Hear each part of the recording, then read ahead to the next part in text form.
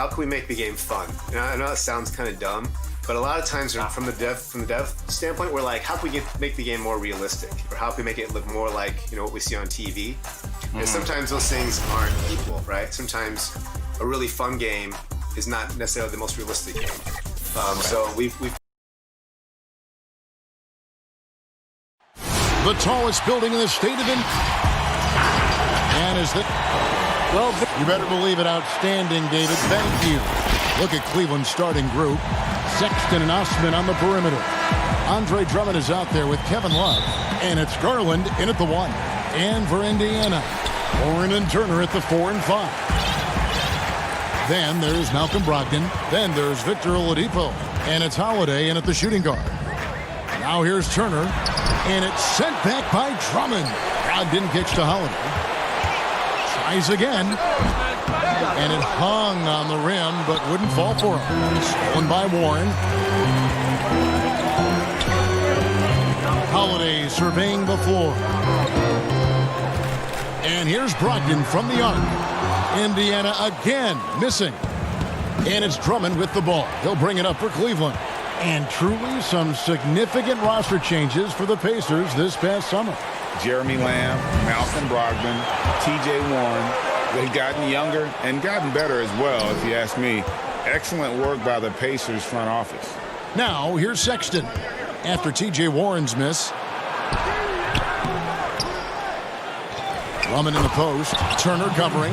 This is what Drummond is known for, fellas. I mean, assertive, aggressive, relentless, hard-working. He's just a dogged offensive rebounder. And once again off the mark by Indiana. Cleveland with the ball. Lobbed up there for Love. Oh, a nice defensive play to disrupt the alley-oop. A 3 from Warren. The rebound by Kevin Love. About a minute and a half through the first quarter. Now, here's Sexton. He's tightly guarded. Drummond working against Turner. And it's Drummond missing. Boy, patrolling the paint well, protecting the rim. That's exactly the kind of defensive effort you need against him. The shot by Holiday, no good. For Cleveland, they've gone 1 of 3 from the field to start this one so far. Garland, the pass to Love. And here comes Holiday leading the fast break. And you know, at 6'5", Brogdon is a threat to dunk it now. You've got to respect his height. And he gets up pretty good, too. Garland kicks to Sexton. Once again off the mark by Cleveland. Indiana's gone 0-4 from three-point land to start out. Looking cold from outside. And the bucket is good. Three-point play chance here for him. Is on Colin Sexton. Porter's checked in for Sexton. Indiana shooting their first free throw of the game right now. Clark, some of those lottery-bound teams now giving more minutes to their younger players, developing them, looking into the future, which means more veterans, unfortunately, will have to sit and watch. And, you know, I always say this, and it's much easier said than done, but you're a professional, whether you're in the rotation, a young player or an old player, you have to approach it in a professional manner. And that means accepting the good with the bad, the sweet with the bitter, and that takes a maturity level. And, you know, when the trade deadline is behind you, you only can control what you can control, and that's what veterans should be about. And hopefully the coach communicates the ideas behind the move, too. I like that, but there's no obligation to do so. Right. Here is Love, following the basket by Doug McDermott. Wasted no time on that one. For Indiana, they come into this one following a loss to the Boston Celtics. Brogdon kicks to McDermott. Elbow shot is on the way. And Turner stays with it. Boy, how about the determination of Turner? I mean, he's a wrecking ball on the glass on both ends of the floor. Just doesn't give up on plays. Thompson, and it's Thompson with the jam. Oh, big finish, emphatic. He hangs on the rim just for good measure. Wow. Well, I guess there's nothing wrong with a little bit of showboating here and there. Now, here's Warren. He's coming off a 22-point game against Boston. And they don't want to get in a habit of giving him open looks from 3. First quarter still, but not who you want to leave open. The putback, Cleveland the rebound. Garland, the pass to Love. The third shot of the possession finally falls for him. And you are going to pay every time you don't box out Love. He has a real nose for coming up with those offensive putbacks. Now, here's Brogdon. They count on his contributions, currently providing 16.5 points a game. From outside, off the mark. Just doing the job on the backboard. They sure are. I mean, they've done a terrific job carving out space under the basket and then pursuing the ball. You know, it's one thing to box out, but you've got to pursue the ball if you're going to get rebounds. And they look strong here in the early going. So Indiana ends up with a new group on the floor. And Cleveland also making a change. Nance is checked in. Thompson with the bucket. And he is really in a zone right now, playing and scoring with confidence. 6-second difference between shot and game clock. Sumner kicks to McConnell. To the right side. Some nice passing here by Indiana. It's stolen by Nance. One-on-one here. Windler's shot is off. Boy, he has to put that one away. A solid opportunity, gone awry. You have to love the unselfishness on display there. Excellent passing. And that does it for the first quarter. It's the Pacers up by 4. And don't...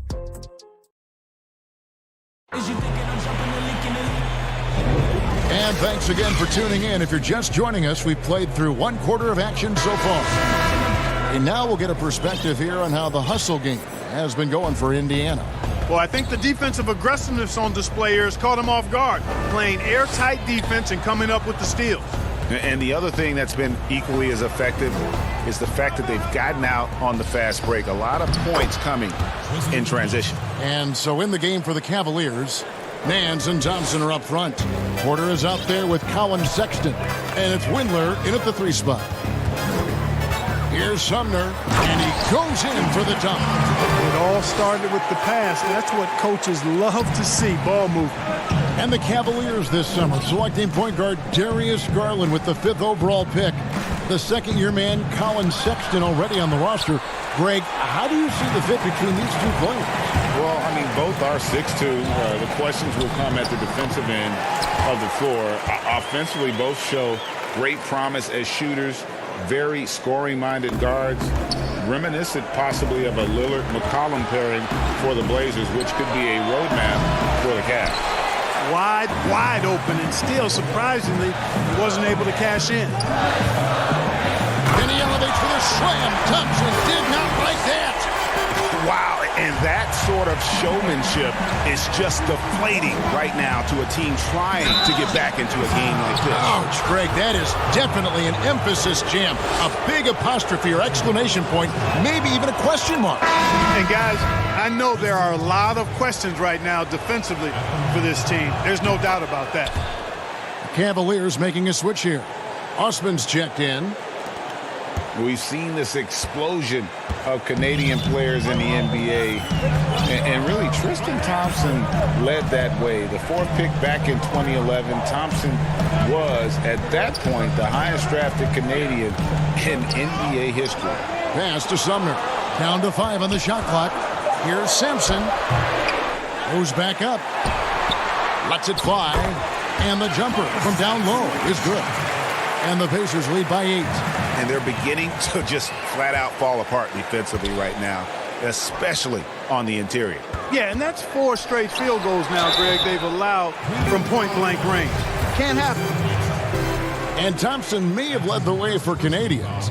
But as far as where the league is going, Greg, he's a throwback player. I mean, a rebounder and rim runner. His game is built on toughness and hustle. McDermott's checked in for the Pacers. Aaron Holiday comes in for T.J. McConnell. Drummond's checked in for the Cavaliers. The putback, great positioning on the putback. Great job of crashing the offensive glass. He stayed with it. That's hard-nosed, tough basketball. Outside Holiday. And the Pacers can't get it to go. Tough miss, especially since the defense wasn't that strong. I mean, he needs to cash in from there. Left side, Porter. Here's Nance. He drains the quick shot. Nance has got his first basket. And how about the job Nance has done to try to make himself into a more consistent offensive threat? Out to the wing. There's Bitadze. The shot, no good. Good D by Drummond. And Cleveland turns it over again. That is just a careless turnover. You've got to be smarter in those exchanges. Turner's checked in for the Pacers. Then for the Cavaliers, Kevin Love comes in for Nance, and it's Garland in for Porter. 2 minutes. Pass to Bitadze. Inside. Shot's good by Turner. Turner's got his second basket of the night. And a finalist for Coach of the Year in 2019, Nate McMillan passing 600 wins last season. Well, you think about that. That's an impressive milestone for an outstanding coach in Nate McMillan. He moved into the top 25 all-time in wins. He's had 2 other stops as a head coach, Portland and Seattle, and I think he's doing some of his best work with the Pacers. And contact on the shot, so he'll be shooting free throws here. The mid-range jump shot, you've talked about this a lot, is still valuable if you can hit it with consistency. Yeah, and if it's a quality shot, Kevin, I think you should shoot it. Move the defense, move the ball to get a quality shot, and I think one of the very best at knocking down the mid-range jump shot, Kevin Durant clearly. But how about Chris Middleton? Elite mid-range jump shooter, and DeMar DeRozan as well has a strong mid-range game too. The Pacers making a switch here. Brogdon's checked in, and it goes out of bounds. That one's off Holiday. And here are the numbers for Turner. Over the last 10 games or so, he's really shown up. First in blocks. And don't forget, top 20 in the league in rebounds per game. He's got a great nose for the ball. He has been a human highlight reel all season long. Clearly the best shot blocker in the game right now, and he has the numbers to back it up. T.J. Warren, he's checked in for Indiana. Victor Oladipo comes in for Aaron Holiday. Drummond, it's good on the putback. You know, he's had better starts, obviously, but he's shaking it off here in the second. 52 seconds left in the first half of the game. Brogdon finds Oladipo. That 3 off the mark. They time it right. They can end this quarter with a 2 for 1. And that's how you want to end the quarters. Love misses off the left iron. Pacers leading by 7. Oladipo goes in and finished off by Oladipo. Yeah, I'd like to see more passes like that from McDermott, especially when guys are open. Now the pass to Garland. It's stolen by Oladipo. And here's the fast break. Oladipo leading the way. And unfortunately, we've seen a few too many of those. A lack of concentration, a turnover, and an easy bucket in transition. Garland, the pass to Drummond. Shoots over Turner. Misses off the right iron. There wasn't much defensive resistance there, guys, but somehow he blew it anyway. Missed opportunity. That one goes in. Well, the explosive nature of Oladipo's drives to the rim are incredible. Hard for any defense to keep him from attacking the way he does. And so it's Indiana, 13. All right, David, thank you. We'll be back after halftime for the start of the third quarter. The 2K Sports Halftime Show. Hello again, folks. Ernie Johnson here with Kenny the Jet Smith and Shaquille O'Neal. For the Pacers, the first quarter was pretty even. At the end of the period, they held a 4-point lead. Thanks for joining us.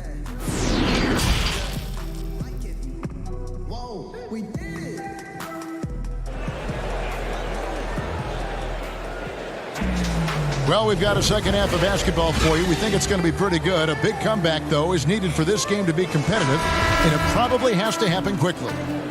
Nice game. Great performance by Tristan Thompson.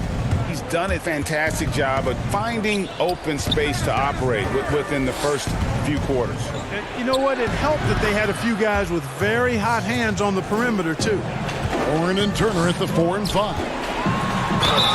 Then there's Oladipo. Then there's Malcolm Brogdon. And it's Holiday in at the 2 spot. So that's the group out there for Indiana. Sometimes it's about presence, and Oladipo has it. Really willing himself to the line and going right into the defense that time. He forced the foul. Well, the tremendous work ethic of Victor Oladipo helping him return from that knee injury. And, you know, it hasn't been easy. Anytime you come back from that kind of injury, a lot of work goes into that. Not only physically is it a challenge, it's a challenge mentally, too. But his positive outlook, his attitude and work ethic serving him well in getting back. Warren, good. They should continue to get the ball inside. The defense struggling to contain them. And when you make 5 in a row in close like that, it also takes pressure off your perimeter guys, too. And Drummond kicks to Osman. Dishes to Sexton. Back to Osman. And it's sent back by Turner. Oh, these arms of Turner just go on forever. I mean, which is part of the reason he's able to rack up the block shots that he does. Incredible reverse throwdown. Excellent body control. And guys, I'd even go as far to say that was a punctuation dunk. Memorable. Keep that one in the career highlight reel for sure. Down low, here's Love. The basket good off the assist from Sexton. And it's 6 points for Kevin Love. That's 3 of 4 here to start the half. Outside Holiday. Rebound Andre Drummond. Drummond's got rebound number 8 now on the night. To the inside. Ball's knocked loose. Love can't hit. And here's Holiday, who will bring it up for the Indiana Pacers. And they're off to Philadelphia after this game as they'll take on the 76ers. That will be a getaway game for them, a one-game road trip. Oladipo skying through the air. I love seeing that. Has great speed and uses that as a launching pad towards the hoop. So it's both teams making substitutions here. And up the court come the Pacers on the break. Laid in with a nice touch off the glass. And the Pacers lead by 17. Changing ends quickly, getting the advantage in numbers and finishing. They've been doing it all night long. You know, they've been the more up-tempo team, clearly. It's helped them gain the advantage in this one. Here's Thompson. That's another one for him. His 5th in just 7 shots. I like the play call. Very solid, making perfect use of the pick to get a great look. Bitadze with the bucket. Bitadze's got 5 points so far. Just no resistance on the inside. That's their 5th consecutive make in the paint. And, Greg, those looks they're allowing are almost automatic. Here's Sexton. Here's Thompson. And he's fouled pretty hard on that shot, but he's got the chance to pick up the points at the line. Oh, the officials are all over that one. Clearly a foul. I mean, didn't give him any choice but to blow the whistle. I mean, you got to play without foul. Doug McDermott, he's checked in for Edmund Sumner. A lot of players keep track of their stats, their own team stats. But Clark, how much do guys pay attention to stats in game?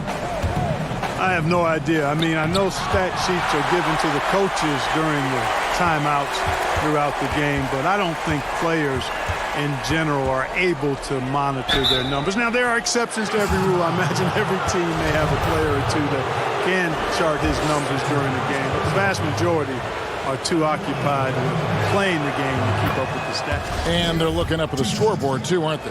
Because they give individual stats up on the board. Oh, man. Yeah, I tell you that, and then watching replays is one of my pet peeves with players. I mean, they should just focus on playing the game instead of always looking up to see if they fouled them. McConnell passes to Holiday. Good. And McConnell gets the assist. Holiday's got himself going there. His first points of the game on the deep ball. Now, Garland. He's playing a pretty big role for him at the offensive end, averaging about 12.5 points a game. And 2 free throws coming up, unable to get that one to go with all the contact. It's going to be on Doug McDermott. The Cavaliers shooting their 7th and 8th free throw attempts for the game right here. And as a team, really just middle of the pack in terms of their percentage from the line at about 76. You know, the numbers from the line, guys, are close to where they were last year. But just a tad worse, so not too bad. Now here is Holiday. Not a lot of room. Pass to McConnell. 4 on the shot clock. From deep. The Cavaliers pull it in. Thompson's got 4 rebounds in this game. Here's Windler. Beautiful dish, and the layup goes down. Windler's got his first points of the night. Terrific accuracy on that pass. That's how you lead your teammate. Bitadze, the pass to Sampson. And for a power forward, he can sure get up. I mean, because of that leaping ability, it kind of offsets his height disadvantage. Windler. Here's Nance, and Nance slams it in. I tell you what, Nance plays with a force every night. Explosive, tough, fearless. And here's Holiday. He's averaging just around 8.5 points a game. Pass to McConnell. To the paint. Here's Bitadze. And the last second attempt doesn't fall. Well, through 3 quarters of play, down double digits, it may be difficult. And a worthy candidate tonight as we take a look at our State Farm assist of the game. And he sliced the D wide open with his feed. They had no chance to prevent that basket.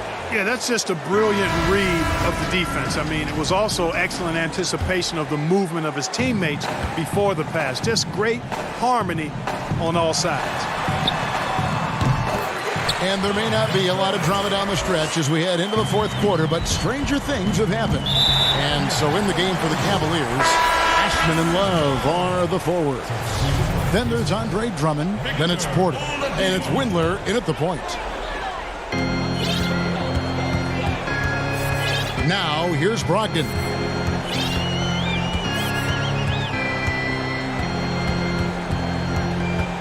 It's Oladipo on the wing. There's 3-pointers off the mark. The Cavaliers trail by 17. Drummond with it. Now defended by Warren, and that one's good. Drummond. A tall and powerful big. Drummond has a natural ability to finish inside. And it's Brogdon off the drive. It's rebounded by Cleveland. They've been the better rebounding team by a healthy margin, but it hasn't been enough. Yeah, you know, they're hustling and giving a good effort, that's for sure, but unfortunately, the execution has been lacking. Man, can you always depend on him or what to lead you to the right place with that pass? Money. And once again off the mark by Indiana. To the middle. It's tipped. Outside Porter. Left side Love. Cleveland moving it around.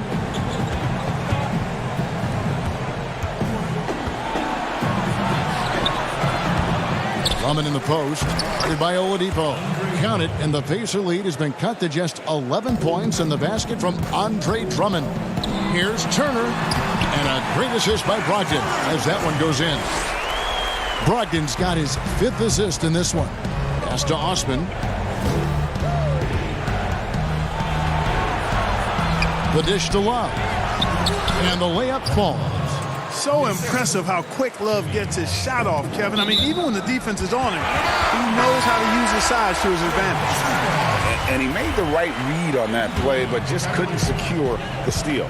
You know, fellas, 1 second quicker, and that's going the other way. Brogdon with it. Oladipo for 3. It's Drummond with the rebound. Drummond's got 12 rebounds here tonight. Big time effort. Here's Osman, guarded by Oladipo. Osman kicks to Sexton. Clock at 6. Cleveland needs to get a shot off here. There's Garland, and they force the shot clock violation. Great D.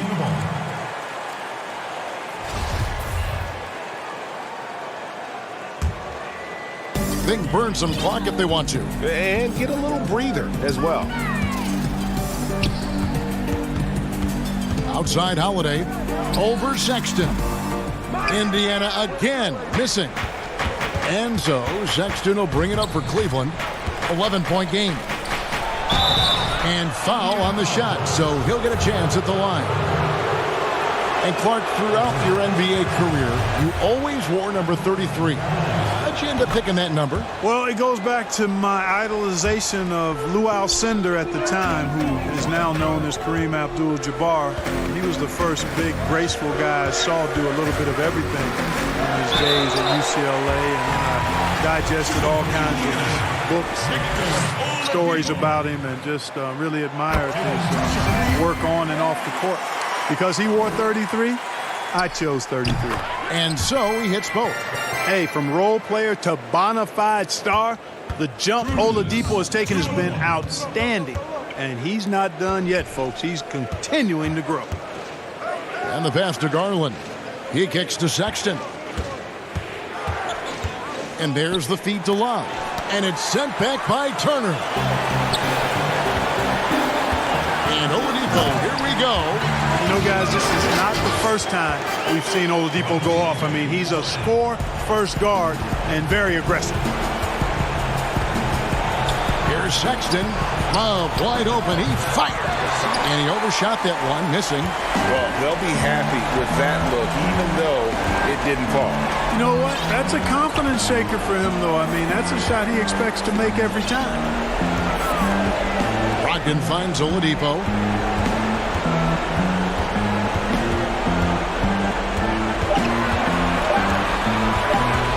From the stripe. No good that time, so Cleveland will take it the other way. No question as to which team gave the better effort tonight. A dominant performance and an outstanding win for the Pacers. The one area that stands out that we've seen tonight from them, their aggressiveness in getting steals, something I know that you really value yourself. I think it sparked their offense. It deflates the opposition, and when you have the type of effort we saw tonight, it's pretty hard to overcome that defensive pressure down the stretch. And for the year now, they'll ramp up their win total to an even 40. A very solid win indeed. And when you check out the box, there were some great numbers for T.J. Warren. You can do a lot to change a game other than scoring, and it was his quick hands on the defensive end that put them in the driver's seat. Turner with the steal. All alone, and Oladipo with the lay-in. Good. And the Pacers lead by 15. Saw the opportunity to put this away and did not turn it down. And, you know, this run shows what kind of attitude this team has. I mean, the win is there. Go get it.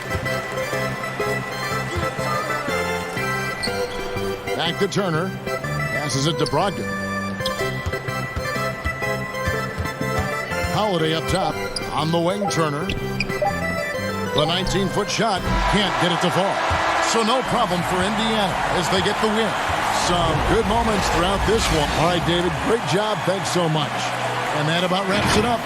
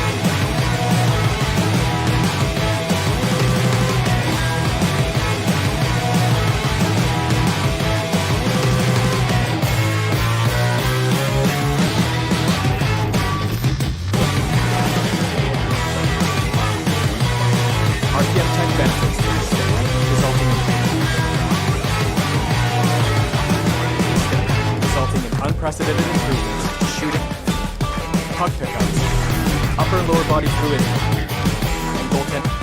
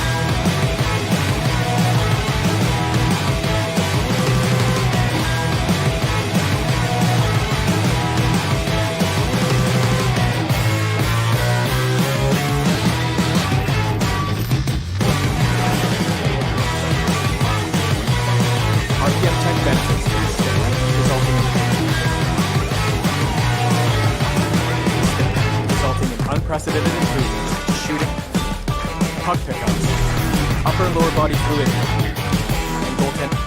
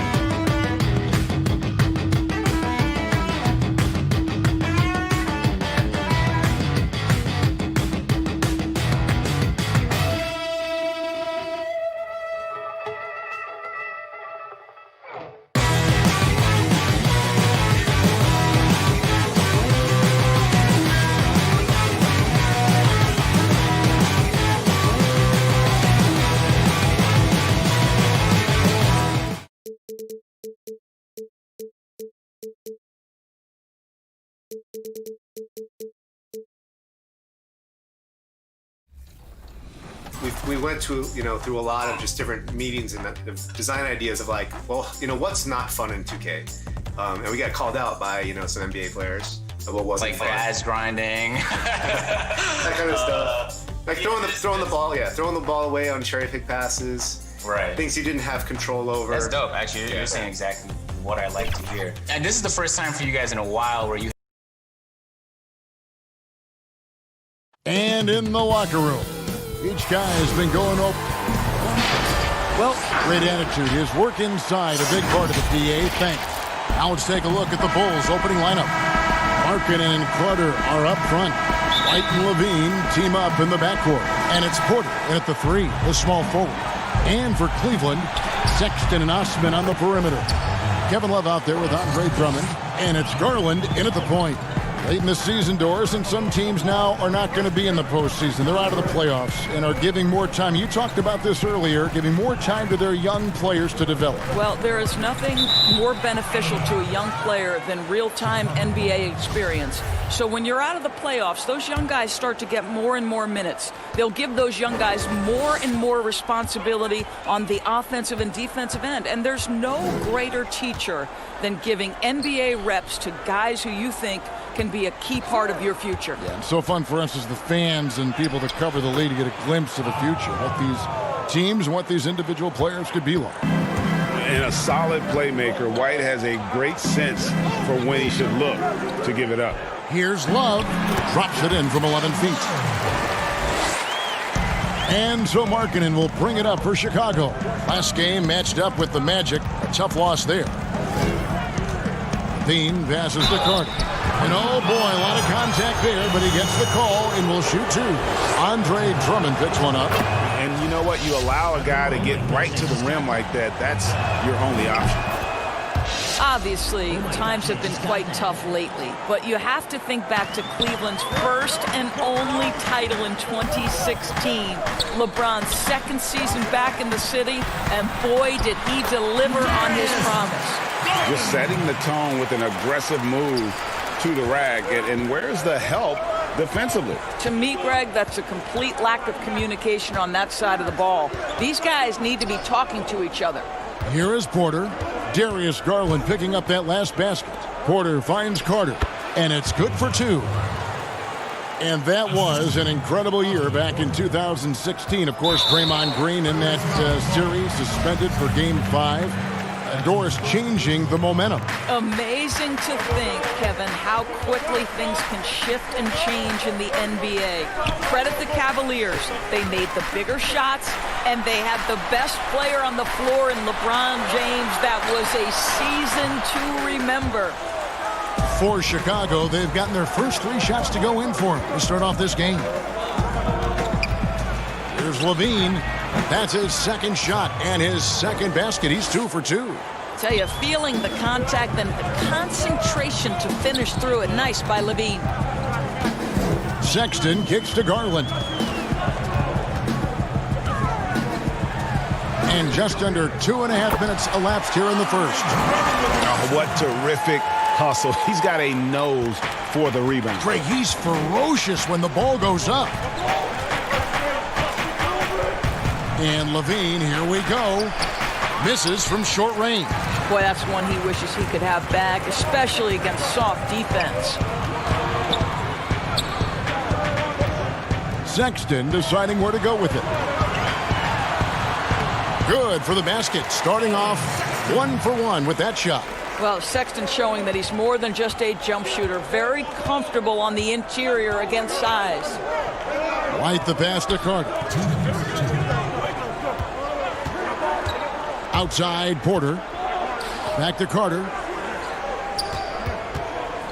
Pass to Levine. 5 to shoot. Carter. Cavaliers with the rebound. Outplayed in the previous game on their schedule, losing to Chicago. You got to give them an A for effort. Just fell a little bit short in that one. If they're playing in their own building, they probably win that basketball game. Reality is it's a hard thing to win on the road in the NBA. Can't get it to fall. And so Sexton will bring it up for the Cleveland Cavaliers. trailing by 2. He nails it, and we're tied up. Sexton's got his second bucket of the night. And those are the kind of nice inside looks they've gotten here in the first half. And that's a foul called on Colin Sexton. That is his first foul of the game.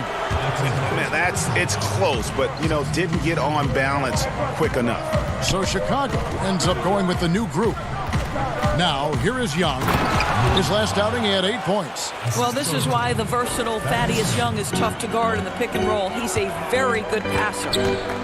Garland kicks to Porter. On the wing, Nance. That doesn't go in. Had a chance, though, to take the lead. Here's Young. Off to a good start as he hits his first shot attempt. Such a confident finisher in close. You want to know why Thad Young's percentage is high? Look at that assertiveness. Here's Windler. The good-looking shot from the wing. The Bulls have gone 6 of 9, shooting it well. Dunn, right side. Well, you love the physicality from Chris Dunn. He's willing himself to the stripe thanks to the way he goes straight into the defense on that shot. This is his first trip to the line tonight. And when he's gotten himself to the line this season, he's come through right around 74% of the time. 2 seconds separating the shot clock and game clock. Here's Garland. Thaddeus Young grabs the miss. The Bulls leading by 4. Here's Cornette, and it's in off the backboard. Yeah, I love the communication and the chemistry between those teammates. Garland with it. 4 seconds left. Got a hand on it. And they're scoring pretty well as we conclude the first quarter. Bulls lead by 6. And the second quarter.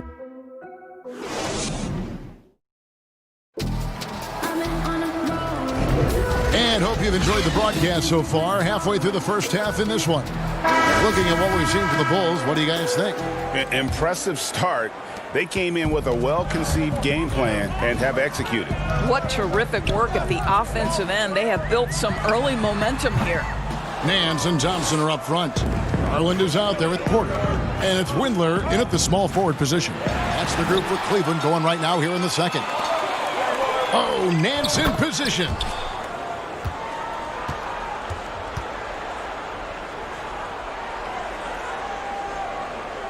Chicago leading by 4. And Coach Jim Boylan agreeing to a multi-year extension with the Bulls this summer, Greg. And taking that interim tag off his title as head coach, Boylan, with over 30 years of coaching experience, afforded the opportunity to continue developing this young core. Now, here's Garland. Dunn covering. Here's Nance. That one, no good. So the Bulls will take it the other way. They get to take on the Heat at Miami after this one. That'll be the last game of their very short 3-game road tour. Just 4 to shoot. There's Garland. A three-pointer, no good. What a brutal night for this guy, and it is having a ripple effect throughout the team. This is tough. Shooting foul as the whistle blows. He'll shoot 2 free throws. We hear this a lot, Doris. The great offense always beats great defense. Think that's true? I do, Kevin. I think obviously a defender is usually in reactionary mode. It's the rare defender who is dictating to the offensive player what they want to happen. So imagine trying to impact LeBron James as he's playing in the open floor with a head of steam. Like, good luck with that. Yeah. How good a playmaker are we watching? Always leading, always trying to create for others. That's to Harrison. Down low. And Young slams it home. Look, Kev, you never know where Thaddeus is going to go, right? He's got such superb instincts in these pick-and-roll sets. And stolen by Valentine. Oh, and a fast break for the Bulls. The shake. And Thompson sends it back. That's where Thompson's length comes into play. You think you can sneak a shot over him, but he'll swat it right back at you. Sexton kicks to Thompson. And a little under 2.5 minutes gone by here in the second quarter. Can't connect from 13 feet out. Inside, Porter with the steal. Now Cleveland moving it up. Thompson inside, defended by Young. Count that one. The Bulls' lead has been cut down now to just 3 in the basket from Thompson. To the inside, here's Cornette, and that one is hammered home. Yeah, I mean, maybe could have tried for a more memorable dunk than that one. And we know he's capable of those memorable ones. Count that bucket. Nance has got his first basket of the night. Well, that's an example of using both vision and playmaking ability to find the open teammate. Sexton is a quality floor general. Here's Harrison. Goes to the reverse layup and drops it in. Harrison's got his first 2 points. This is what we call highly efficient play. Working off the screen, getting to the cup. Cornette passes to Young. Now here's Satoransky. Back to Young. Oh, and the dunk by Young. Oh, my goodness, a sensational athlete. Go ahead, Thaddeus Young. Starter in this league for almost a decade. Thaddeus Young's numbers, Greg, won't blow you away. So what is it that makes him a winning player? I think it starts with his defense, Kevin. Drawing charges and getting deflections. His quickness puts him in a position to make those effort plays. And you think back to LeBron's last year in Cleveland, one wonders how differently it may have turned out if Kyrie was there with him. Well, you think back, Greg, Isaiah Thomas was never healthy. He had been a recent All-Star with another team. They were counting on his quickness and his scoring. But through it all, the Cavaliers reached the NBA Finals. Just another testament to the talent and the leadership that LeBron gives you. Solid rebound there, and with the score like it is, that's an area where they can't afford to get lazy. There's 31 seconds left here in the second. Right the pass to Cornette. Here's Hutchison, just 5 to shoot. Off target there, that would have pushed the lead to double digits. Here's Porter, banked in off the glass. Porter's got 5 points in the quarter.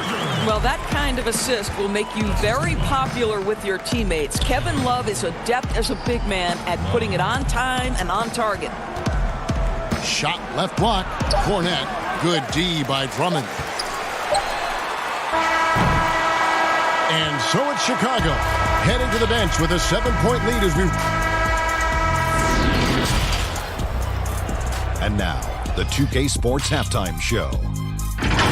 Greetings. Chicago holding the upper hand after the first 2 quarters. They have a nice 7-point lead. Thanks for joining us.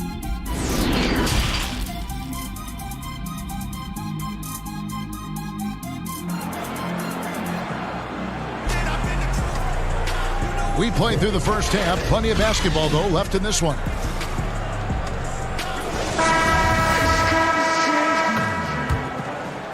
The Cavaliers trail by 7 and tip it off the second half. Here's Jim Boylan's 5.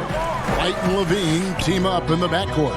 Markkanen and Carter are up front, and it's Porter at the 3. And it's sent back by Carter. And it's out of bounds. The Cavaliers able to retain possession here.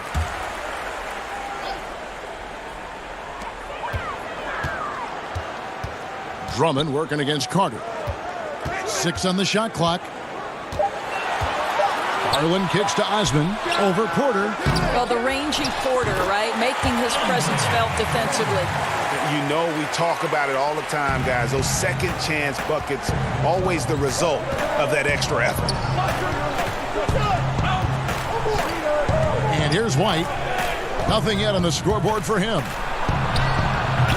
He doesn't hit that one. Good D by Love.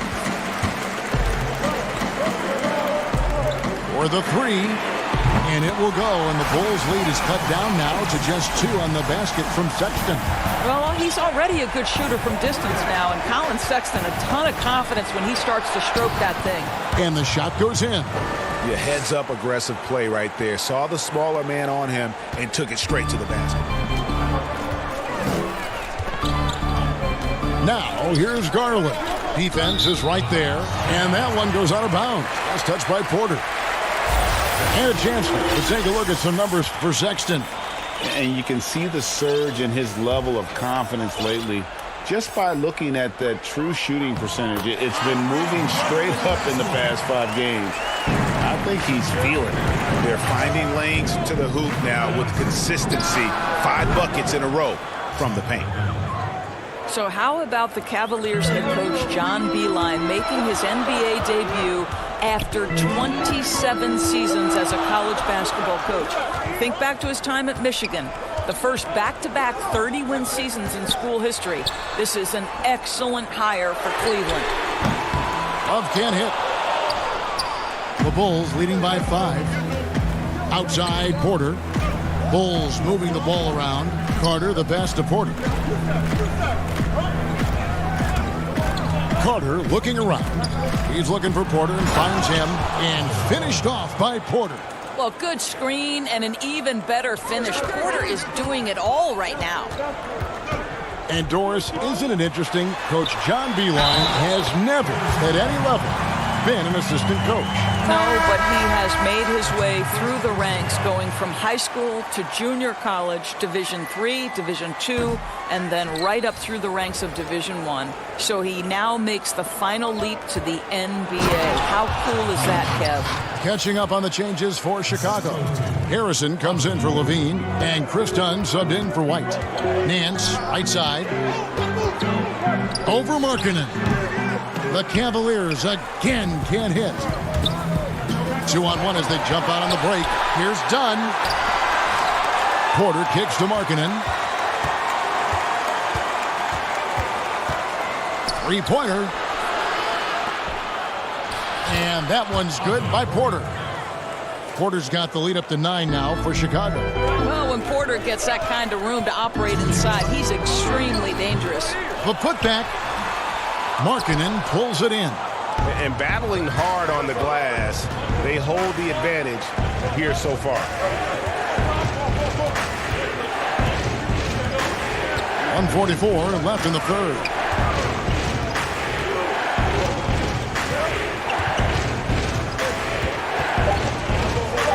Carter left side. Over Thompson, and Thompson sends it back. 4 on 3 as they bring it up. Here's Sexton. That's in. That's his 5th field goal. He's shooting a hot 71%. 5 for 7. Guys, what you love about Tristan Thompson, he never lets up off the offensive glass. He is thirsty for offensive boards. All the time in the world to get that one off. It's deflected. And, oh, here we go. Carter's got it in the fast break chance. Here's Porter. And he makes the bucket, gets the whistle. And it looks like, yep, it's a coach's challenge on the personal foul. That triggers a replay review by the officials. And I think when it comes to some of the more difficult calls to make, personal fouls can be tough. The action is so fast that it's really tough to catch everything in real time. The wonders of technology, Greg. We've seen replay reviews so effectively, and involving the coaches by being able now to challenge like this is something a lot of people have been hoping for. And the announcement on the review is that the foul was called in error. So they have determined, Greg, to overrule the original call. And guys, this is what it's all about, getting the call right. And I think in this case, the video review showed that while it was a tough call to make on the floor, they got it right with the review. And the Bulls with another miss. Well, certainly not the best defensive effort, but this guy can't make them pay for their laziness. And that one, good. And it's 13 points for Colin Sexton. I'll tell you, you have got to have a short memory. You put a poor first half behind you, and you get to work here in the second. Here's Porter.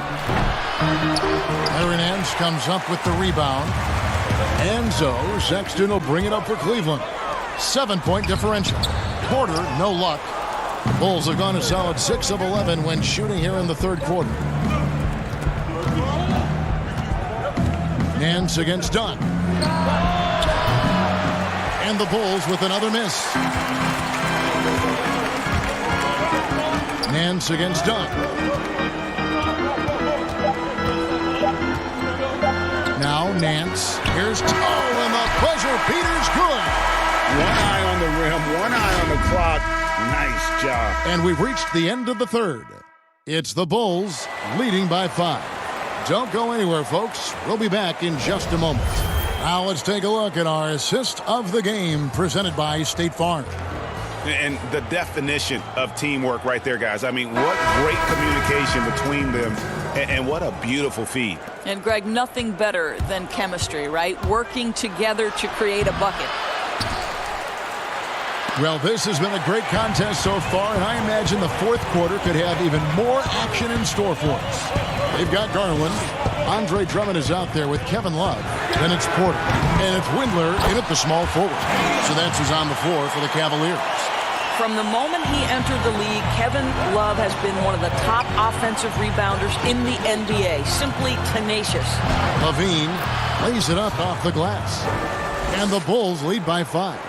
This guy has been a catalyst for them all game long. What a job leading them to this lead. Porter, and he drops in the layup off the glass. Porter's gotten 3 of his 5 shots to go here. Outside, White. Passes it to Hutchison. Shot from the low block. Great pass to set up the lay-in. Hutchinson's got his first points in this one. And just running the offense, White's that new breed of combo guard who can do a little bit of everything. Carter, he's checked in for Thaddeus Young. Here's Levine.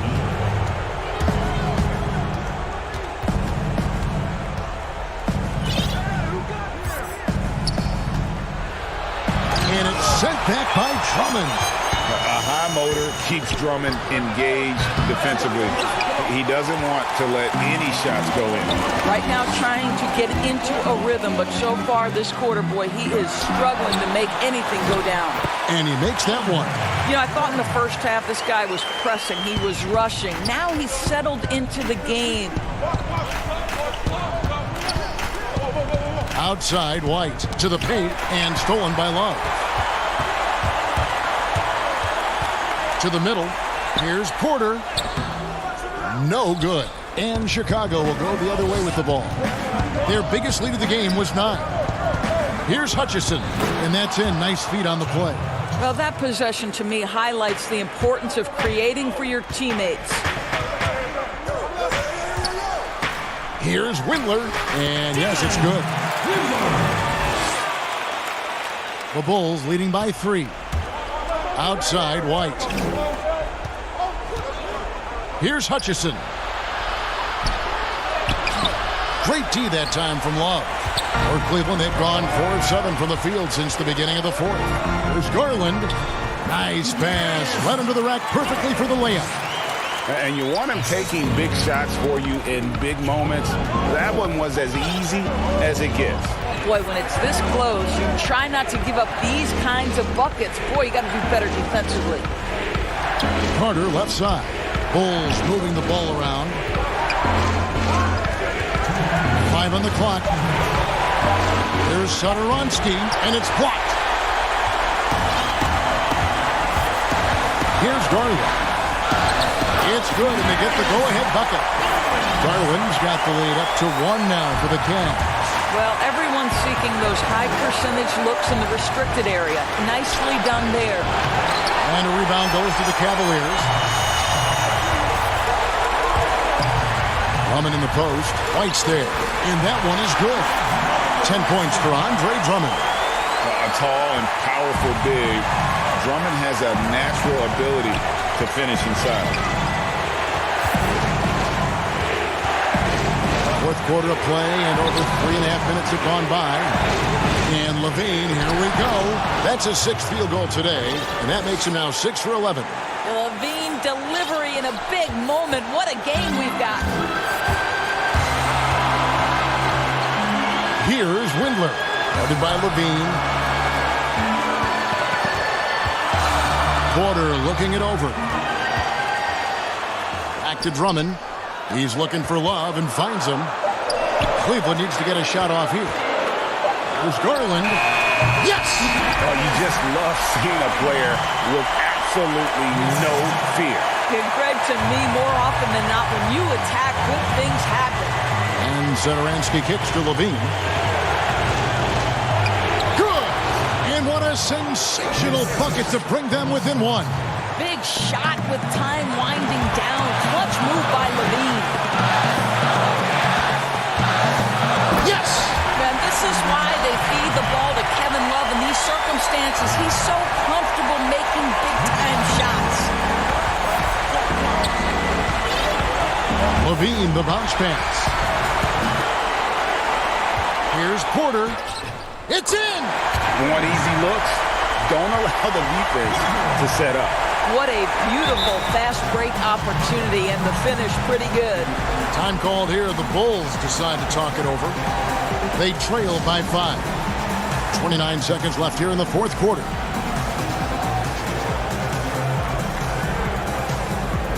Now the presentation of our Jordan Player of the Game, Andre Drummond. And he's provided them with a major mismatch on that low block tonight, that they've been able to lean on his scoring in the paint. And if nothing else has worked, he's given them a reliable option on every possession. Here's what Chicago's going with right now. Luke Cornett, he's checked in for Carter. Markkanen comes in for Chandler Hutchison. And Porter subbed in for Satoransky. Now let's go to the sideline and catch up with our Hall of Famer, David Aldridge. Hey, Kevin, during that last break, I heard Jim Boylan talking with his team. Yes, they're behind right now, but he's still upbeat. He said, guys, we can get back in this game. Stay together out there. All-out effort can win this game. Okay, David, thanks. When they foul intentionally, they're going to have to do that now again and again. They're not in the penalty yet. And he commits the intentional foul. Yeah, you have to do that, though. You can't just let him dribble the game out. And that hurts as he doesn't get the first one to fall. Trying to focus now on the second. No good at the stripe this time. The second misses also. Chicago calls timeout. They're behind by 2. 1 second left in the fourth quarter.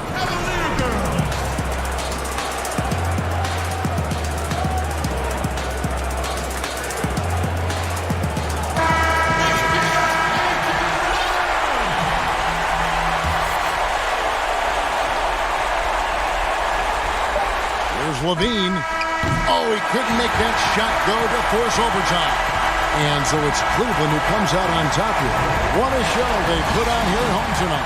I mean, these are those games that feel so... David, thank you as always. Thank you for joining us. That'll do it.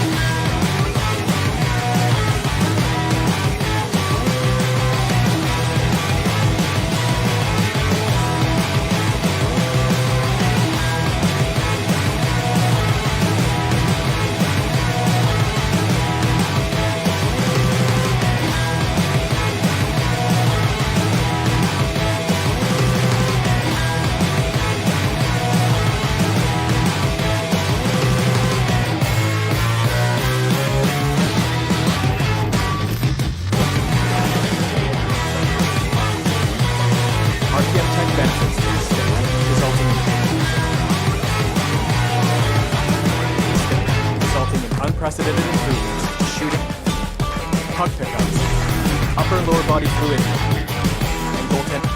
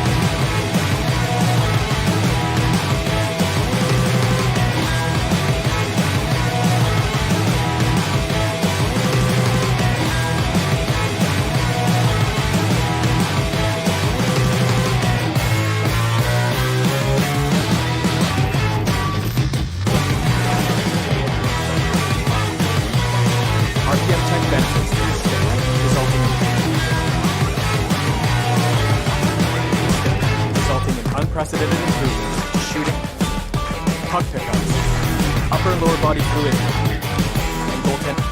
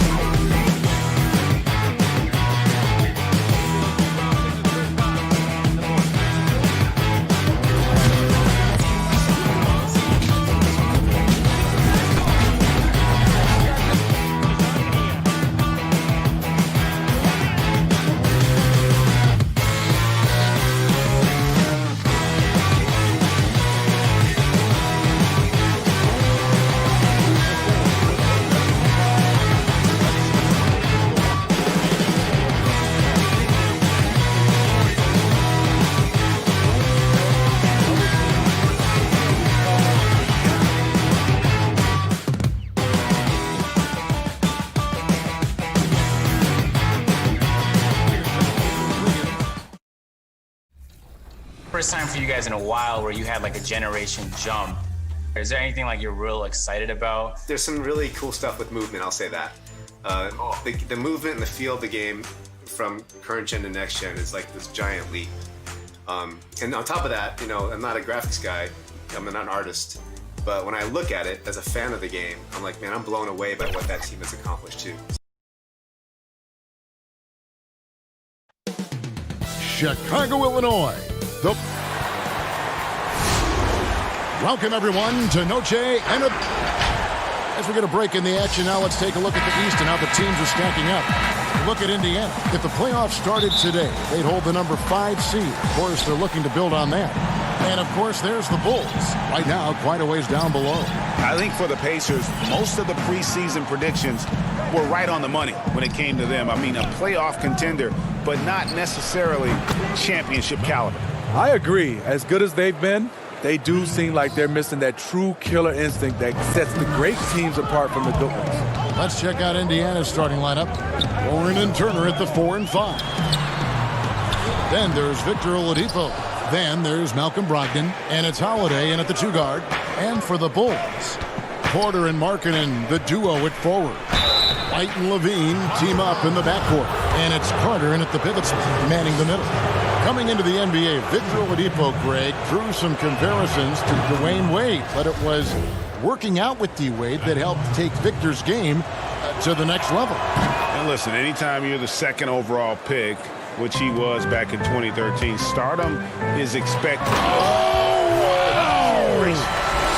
An explosive, high-level athlete. You see why Zach has won multiple dunk contests.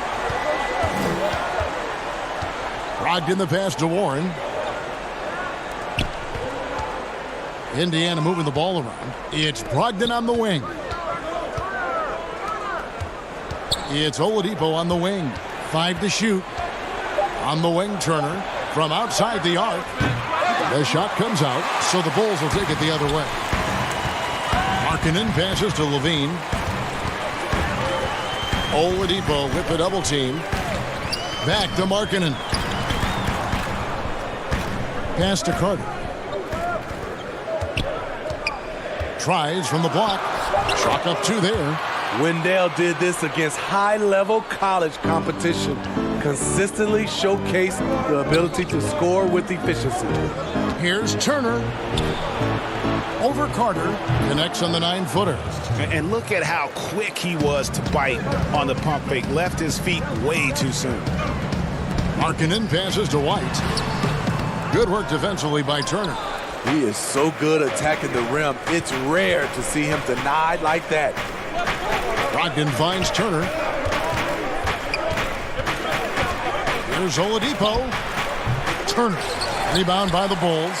The last time these 2 clubs came together was also in this building, with an unfortunate ending for the home team. Yeah, and their last time playing against this club, they fell short. A lot of cheap fouls really plagued their starting unit. Hopefully they exercise better caution in this game and avoid cheap fouls that could get them in trouble again. And with this team, Zach LaVine has been thrust into the role of the leader. Still young in his own right, but as a rising star and a large part of the future, responsibilities have fallen in his lap. The shot by Turner no good. And so it's Porter bringing it up now for the Chicago Bulls. They trail by 1. The Pacers making a switch here. McDermott's checked in. Levine dishes to Carter. White against Brogdon. White the pass to Carter. And it's sent back by Turner. It's Oladipo on the wing. That one's in. His first bucket of the game. He's 1 for 2. And for Levine, he is the best scorer on the team. And you know what, Smitty? He should be a leader. You're right. That isn't something that's easy to step right into. After losses pile up, you feel more pressure and want to take over every game. Zach LaVine should be up to the task, but it will take some adjusting. That's nice work, stopping short of the rim, just laying it over the top. The kick out to Oladipo. First quarter of action, just under 3.5 minutes played. Warren dishes to Oladipo. Sinks the three-pointer. Oladipo's got 7 points in the game. To stretch out the defense, you just need enough guys on the floor who can make that shot. The pass to White. Outside, Levine.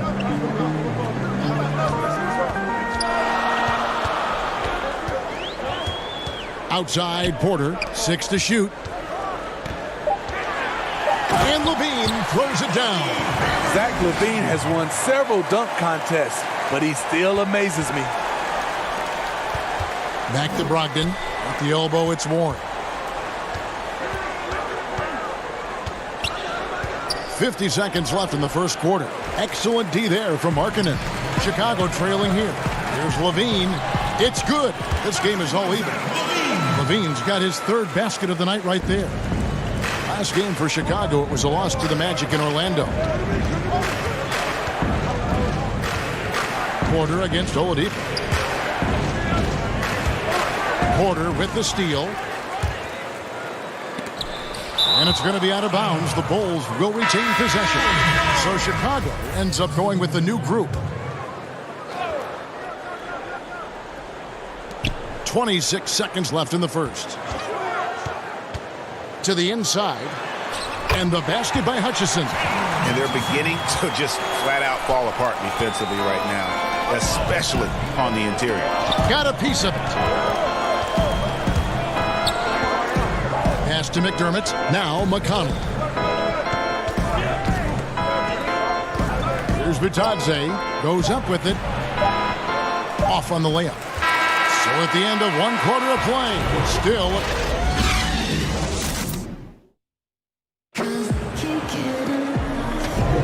And we welcome you back to our special Noche Latina broadcast. As the second quarter getting going right now. And taking a look at Chicago's performance here, guys, what have they been doing or not doing? Hey, why take jump shots when you can get your points at the rim? Especially at the start.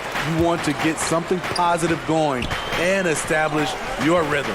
Center ends there with Chris Dunn. And it's Young, and it's Cornette in at the 5. That's the Bulls' 5 as we get into the second quarter. And Young slams it home. Oh, inflicting some punishment with the two-hand flush. They're going for the throat. McConnell with it. Still getting warmed up offensively. No scoring yet from him. Off to a good start as he hits his first shot attempt. Well, Steve, it doesn't matter how they do it, but there are some players, as you know, that can get into another player's head. I guess like a Dennis Rodman, but there are a lot of them now that play and use that tactic. Yeah, Draymond Green, Kevin, Patrick Beverly, Chris Paul, I think is one of those guys. P.J. Tucker, he doesn't really talk, but he has a lot of antics. There's a lot of guys that like to get in your head. Also, Joel Embiid is one. He does it extremely well. So the wing on the left. Here's Bitadze. Puts it up from 7. Yes, that goes in. The defense seized up just a little bit there, and it cost him dearly. Shots good from Young. Young's got 4 points now in the quarter. That's the 10th straight point they've given up in the paint. Bitadze, the pass to Sampson. Over Young. Good defensive work there by Young. And his pure defensive effort changed that shot from an easy one to a tough. And you know, technically, it's a high percentage look, but this is why we play the game. And he just dangles from the bucket after sending that one through. And you can see which team has the swagger right now. McConnell kicks to Sumner. From the arc. A shot by McConnell, no good. Chicago leading by 6. Guys, we've seen some excellent offensive output. Yeah, great momentum for them offensively. Controls the rebound and puts it back up and in. Oh, how about the finesse there? Nice little gentle touch on the board. And you know, when you have that gentle touch, those tip-ins are easy to come by. Here's Holiday. Here's Bitadze. Count it. His second make in 4 attempts. And the D getting outworked there on the putback. Can't let that happen. For some reason, blocking out has become a lost art, and that's the result you'll get. Here's Young, and it's Young finishing it off. And not the prototype power forward, but he has tremendous athletic ability. And it's going to be out of bounds. The Bulls will take it. Well, as you can now see on the 2K leaderboard, these are the NBA steal leaders since the All-Star break. Thaddeus Young, number 1. Defensively, he's been a club. I mean, he has just been blanketing his opponents. Valentine's checked in for Chicago. Harrison comes in for Dunn. The Pacers also with a sub. Aaron Holiday's checked in for T.J. McConnell. Satoransky the pass to Young.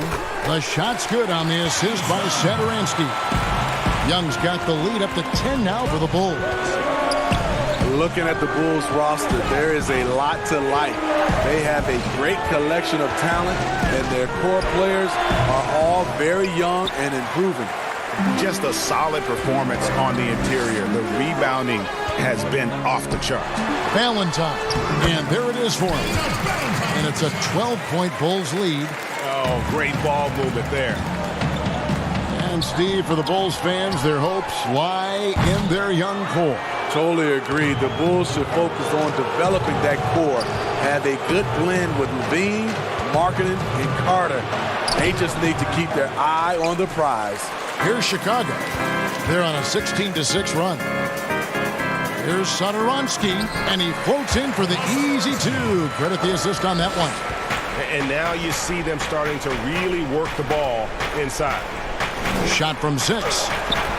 Sampson's shot is off. And so Satoransky will bring it up for Chicago. Only giving up 6 here in this quarter. And now, yep, this will be a coach's challenge. We thought that might happen, triggering a review of the personal foul. And this is the time now where the officials can review in closer detail what constituted the original personal foul. Getting a different angle can sometimes make it a lot easier to determine. Greg, indeed, and the one thing with replay review is that when you see the slow motion replays, you really get a new appreciation for just the immense speed at which these players are moving and how fast the action really is and how hard it can be sometimes, you know, Greg, to make the right call. And so the word is in. They've decided that the call stands as it was made on the floor. And, you know, even if a coach still feels this wasn't the right call, you got to acknowledge the effort being put in to reviewing it. The double checking, and the game continues on. Brogdon the pass to Turner. Good work defensively by Carter. Chicago leading by 16. White left side. And he banks in the layup. White's got his first 2 points of the night. Yeah, attacking the interior is something White does well. He's crafty, and he makes good adjustments against the defense. Some guys just understand how to generate points. He's one of them. Chicago shooting their 5th and 6th free throws of the game. And really, they haven't been able to differentiate themselves from the free throw line on the season at about 76%. And good on the second, so he makes them both.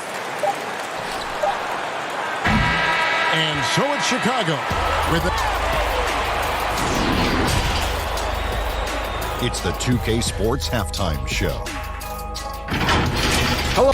It was a closely contested first quarter for Chicago. At the end of the period, they held a 2-point lead. They just... And...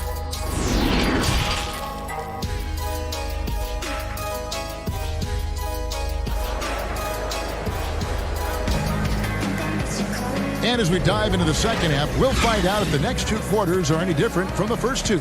So far, it has been a runaway. One guy who's getting it done is Thaddeus Young.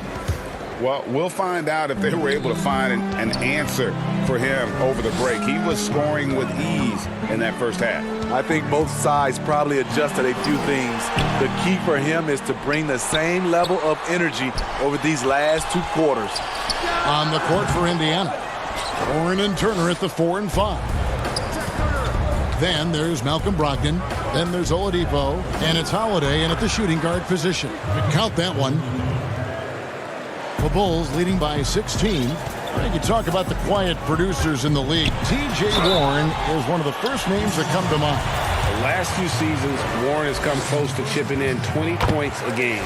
Doesn't do anything flashy, but he just hits his shots and piles up the points on a nightly basis. A late bloomer in high school, Zach LaVine could still be just scratching the surface of his true ability. Holiday finds Brogdon. Launches a three.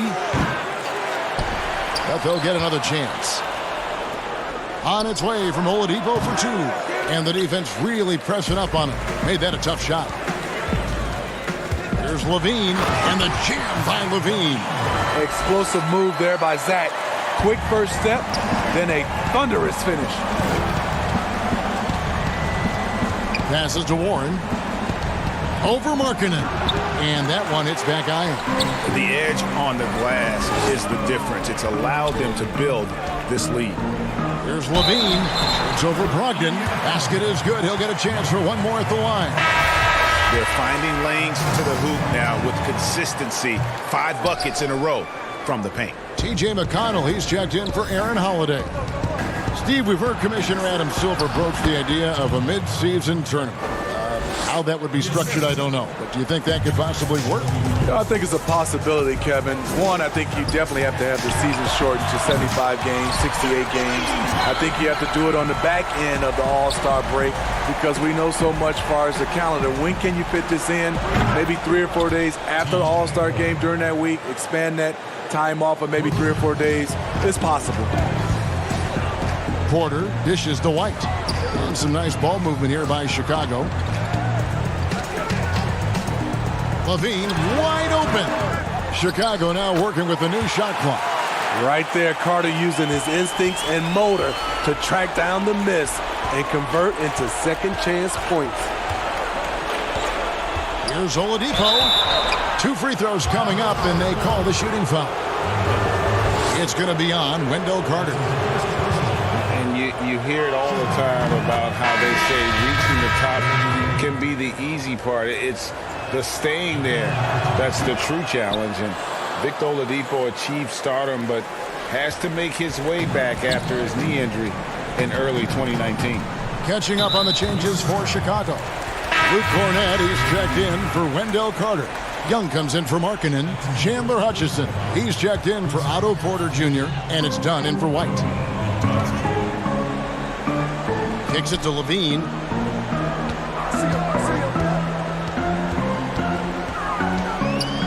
There's the feed to Young. That's tipped. Now Turner. They look to him for part of their offensive attack. Right now he averages nearly 12 points a game. And Oladipo had already dealt with soreness in that right knee, and you talked about that, missing about a month earlier in the season. And some suggested he came back too soon. Hindsight always 20/20, and players want to be out there to help win games. Sometimes teams have to protect them from themselves. Catching up on the changes for Chicago. Denzel Valentine comes in for Luke Cornett. And it's Harrison in for Zach LaVine. Efficiency, that's what they want to see from Chris Dunn. Good job running the pick and roll. Here's Turner. Knocks it loose. And it's out of bounds. Last touch by Dunn. Here's a look at the 2K leaderboard. Certainly been a good month for these teams on the offensive glass. Number 5, the Bulls. And they've really put an emphasis on offensive rebounding. And, guys, it's paying off. The second chance points are coming in bunches. Here's Bitadze. Chicago grabs the miss. Earlier, they held a 23-point lead. They get to take on the Heat at Miami after this one. That'll be just one game played away from home for them. And they call over the back here. Too much contact. And guys, as soon as you start going over and through a rebounder, you're probably going to get whistled for over the back. Couldn't have been more obvious about it. That's just a lack of discipline, not the way you're taught to do it. Jakar Sampson's checked in for Indiana. Aaron Holiday comes in for T.J. McConnell.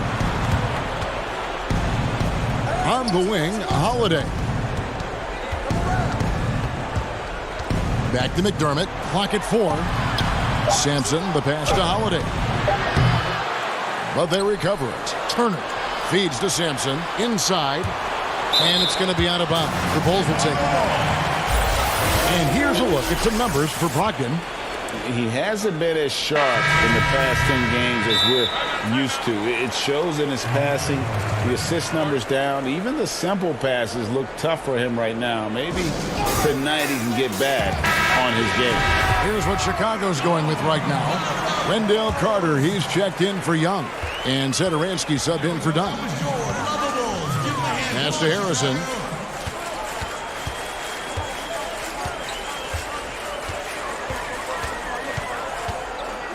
.40 seconds left in the third quarter. Doesn't go that time. Good work defensively by Turner. Outside Warren. Back to McDermott. Down low. Here's Turner over Carter. That one a little long. And being that close to the hoop, I thought he had enough room to finish that one. Satoransky against Warren. The pass to Valentine. Fires for three. The rebound by Holiday. McDermott for three. And he's good on the three ball. McDermott's got his first 3 points of the game. And so it's Chicago with an 18-point lead as the quarter comes to a close. Their strategy has been... And how about a look now at our assist of the game? Brought to you by State Farm. Just true artistry right there. I mean, great decision on where to go with the ball, and how about the perfect delivery? Execution. This is what you practice every day. These guys are professionals. Beautiful play. And we reach the fourth quarter in a game that may be already out of hand. Markkanen and Carter are up front. Thomas Satoransky is out there with White. And it's Porter in at the small forward. So that's the 5 in the game for Chicago. And it's in there. And the Bulls lead by 18. And what body control. Even when White gets bodied up, he sticks with his shot. Markkanen kicks to White. Takes a three. No good. Shot missing. So Indiana will take it the other way. After this one, they're off to Philadelphia to take on the 76ers. That'll be the second of this 2-game road trip. Indiana moving the ball around. Here's Holiday. Carter pulls it in. Carter's got 6 rebounds here tonight. To the middle. Here's Satoransky.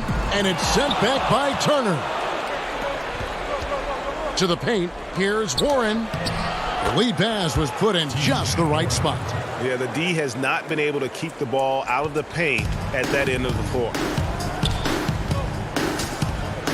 And that's a foul called on T.J. Warren. That's his first foul. Zach LaVine's checked in for Chicago. Oladipo, he's checked in for Indiana. LaVine dishes to Carter. LaVine against Holiday. LaVine, good. LaVine's got 11 points here in just the second half. And we've seen this before. Zach with the ability to put up points in bunches. Oladipo misses. The Bulls leading by 18. LaVine finds Porter. And LaVine, here we go. Falls right in. He is 8 for 11 with that shot. He's given a great lift to this offense tonight. Very, very efficient. Oladipo, the pass to Brogdon. Turner with it. Stolen by Carter. Whoa, hammering it in. The height to see over the defense and the unselfishness. Terrific pass by Markkanen. Here's Oladipo. The shot, no good. Nice D from Porter. Here's LaVine. Uses the glass to finish the layup. LaVine's got 8 here in the quarter. Well, Steve, it's expected that we'll eventually allow 18-year-olds to enter the NBA draft. You're a proud Michigan State alum. Are you concerned players may miss something by choosing to skip the college experience? You know, Kevin, in this situation, for sure, there are some players that I would say is going to make some mistakes and maybe come out too early and not be ready. But I think we have to allow them to have these decisions and not have these decisions taken away from them. I love college, but there are some guys that are just ready to go play in the NBA, just like other areas in life. When you're ready, you're ready. That one falls. And a solid playmaker, White has a great sense for when he should look to give it up. And Holiday kicks to Brogdon. Oladipo outside. Steve, revenue's climbing. We're seeing some star players make $40+ million a year. Top coaches making around $10 million a year. My goodness. You think coaches are due for a raise, though, Steve? You know, I think all parties involved, the numbers will keep going up, Kevin. The franchise values are going up to over $1 billion. So I think coaches will get a raise, players will get a raise, and the guys that are playing at a high level, especially for coaches, if they're winning, their numbers will go up. Shot clock at 6. Pass to Levine. Over Holiday. Second chance effort. Fouled on the shot and picks up 2 points. So 1 free throw coming up. And as we head to the final buzzer here, a crushing blowout, big-time dominance, and this will go in the record books as a gaudy win for Chicago. This was a physical game. Yeah, I mean, they were aware of the rotations defensively and were able to attack the rim. And you can mark this one down in the W column. It'll mark their 23rd of the season. And you know, when you look at the huge impact he had, just a monster game for Zach LaVine. He was extremely efficient offensively, got good looks, and really knocked down big shots all game long. And here are the Bulls now. They're on a 15-3 run right now. 52 seconds left to play here in the fourth. Now here is Carter. He's guarded closely. That one is good. He's only missed 1 shot of his 6 taken on the floor. And it's just competing, you know, giving your best when it matters most. It's called killer instinct. It's one thing to be close at the end. It's another to finish. And the Pacers can't get it to go. And you could tell he thought he had a little more space, but the defender was right there. The ability to close out on perimeter shooters is so important in today's game.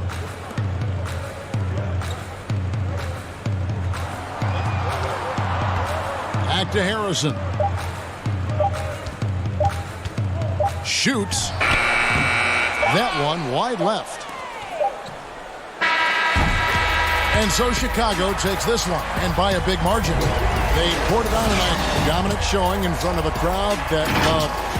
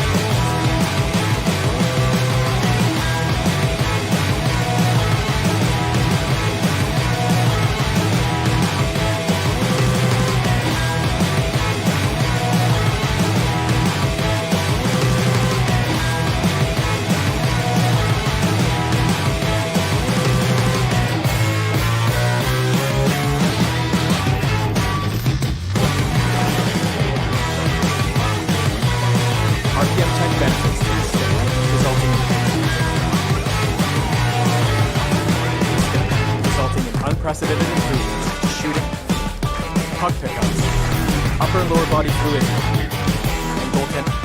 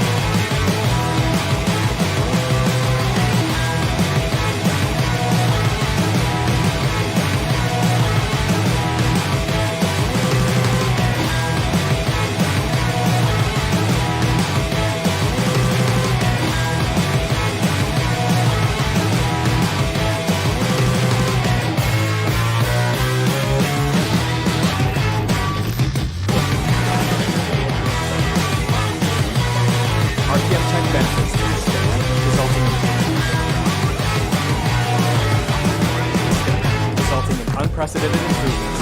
Shooting, puck pickups, upper and lower body fluidity, and goaltending.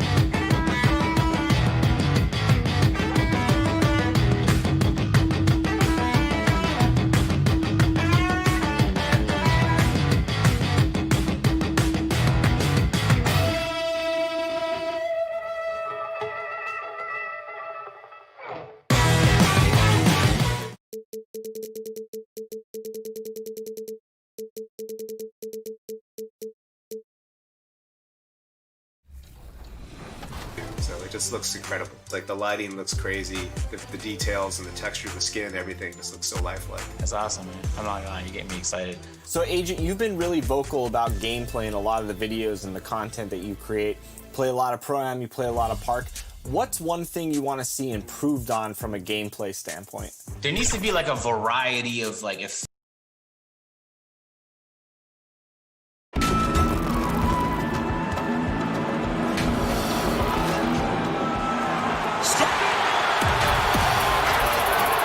And David, well, the G League continues to be a great asset for the NBA. Great stuff, David. Thank you. Now we have a moment to look at how the blocks have been stacking up over the past several months for Drummond. But we're just not seeing that same fierceness out of him defensively these last few months. He's lost a little bit of that intimidation factor.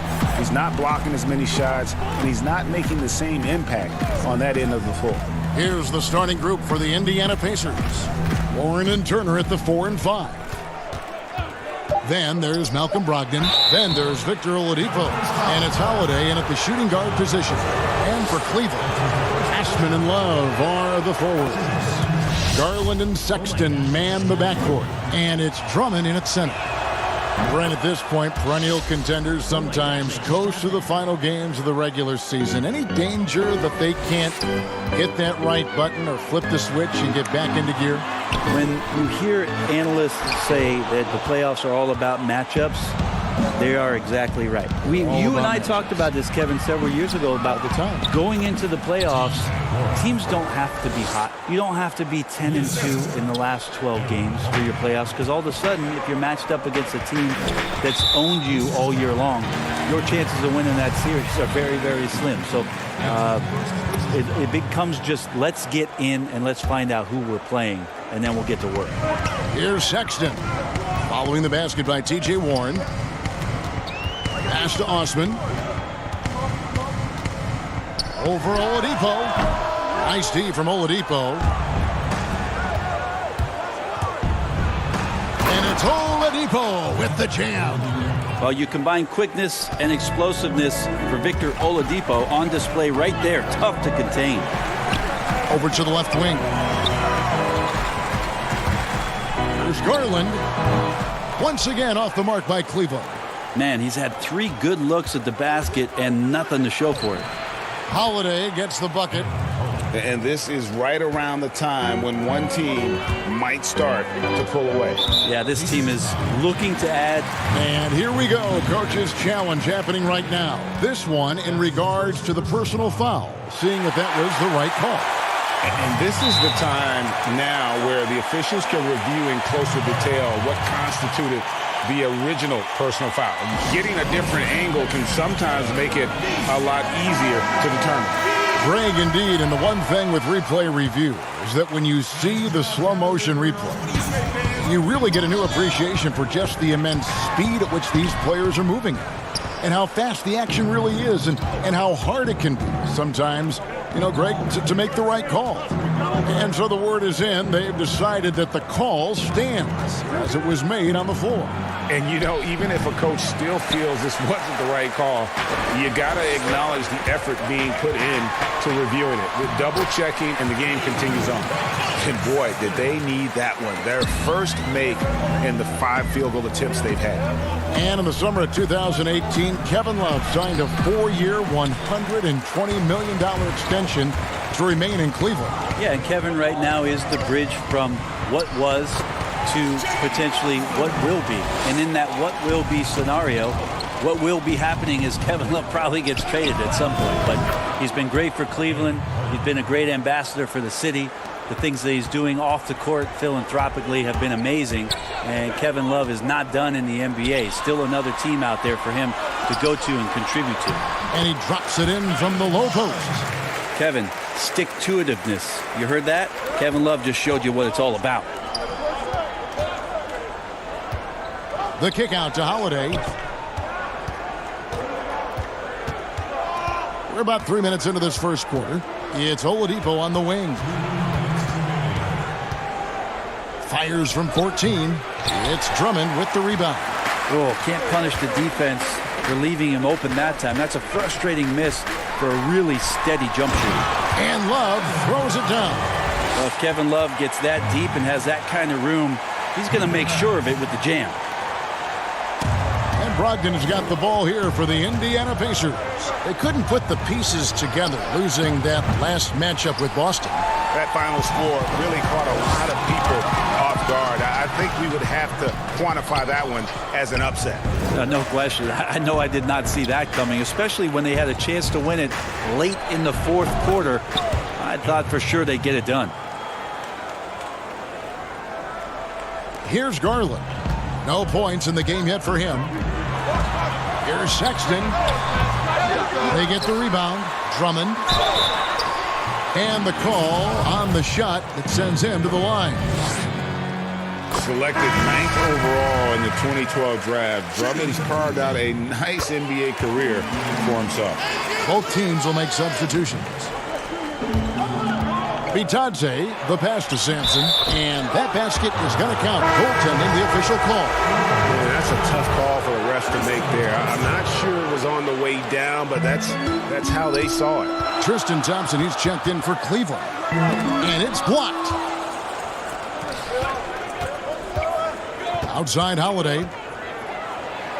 and it's slammed in by Holiday. Not the kind of aggressive defense they need to cut into the lead. Yeah, you have to protect the rim, Greg, a little better. Good job to recognize the opportunity. That's just very solid offense. Here's Windler.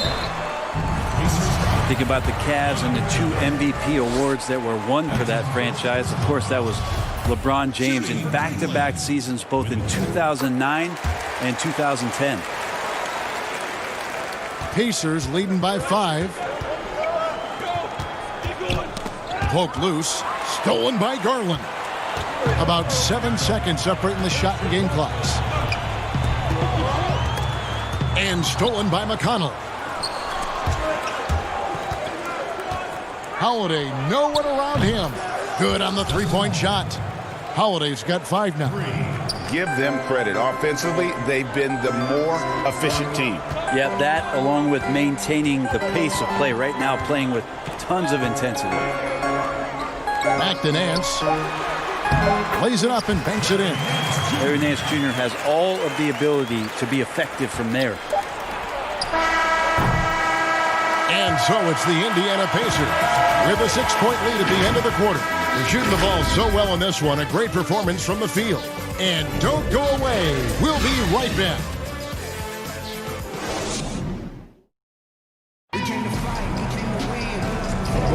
And for those of you just tuning in, the second quarter of action is where we're at right now. And let's quickly break down the game, guys, we have seen from Indiana. What do you think? Well, they've been aggressive from the beginning, particularly on the offensive end. Well, if they wanted to start well, this would be it. They seized momentum right away, and they just didn't let it go in that quarter. And a chance here presented by Gatorade to see who's on the floor, all fueled up and ready to go for the start of the second quarter. So on the floor for Cleveland, Nance and Thompson are up front. Then it's Porter.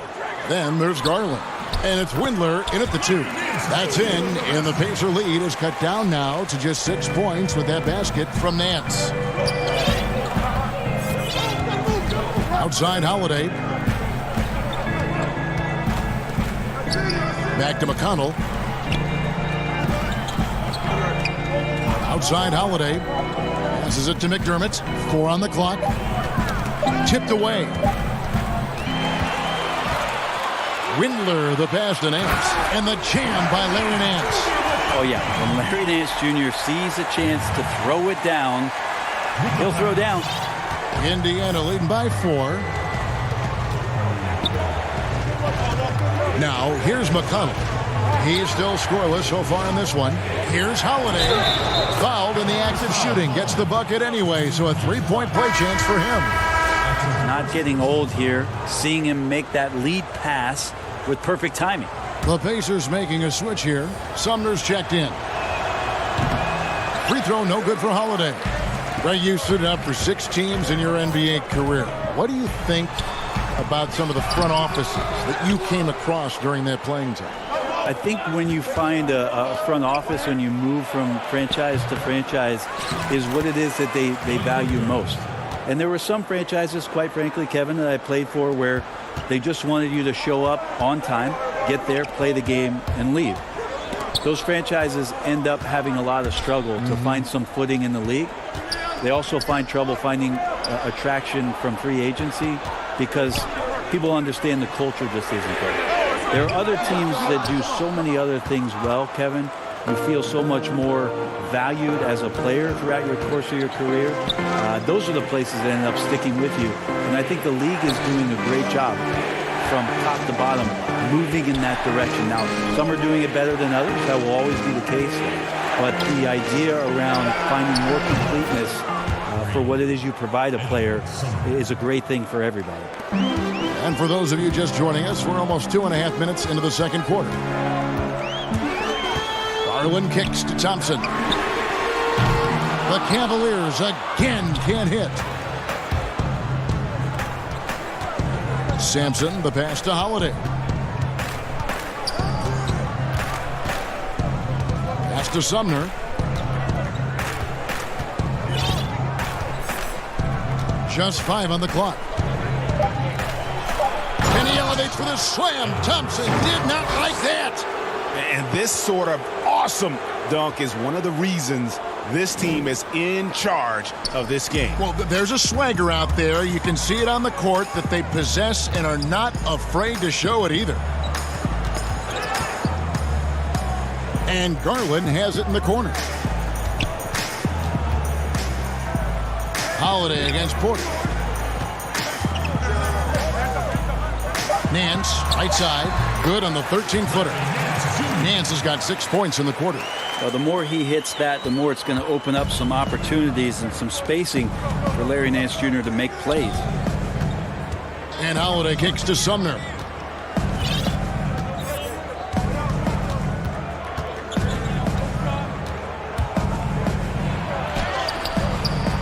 Nance with some nice D. The defense is tough as it comes right there. He's a hard man to deny when he gets the ball to the rim.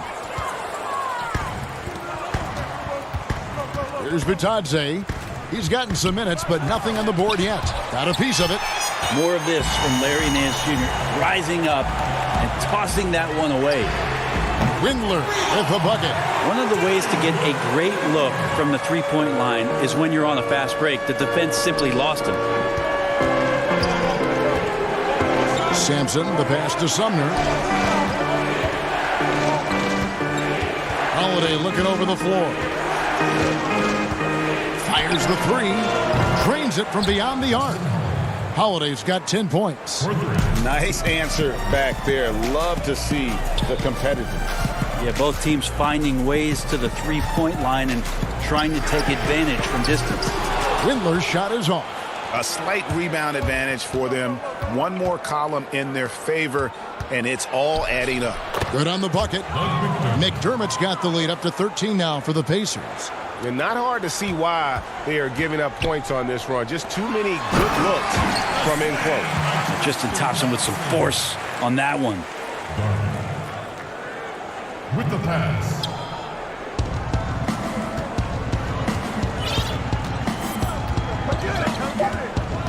Here's Sumner.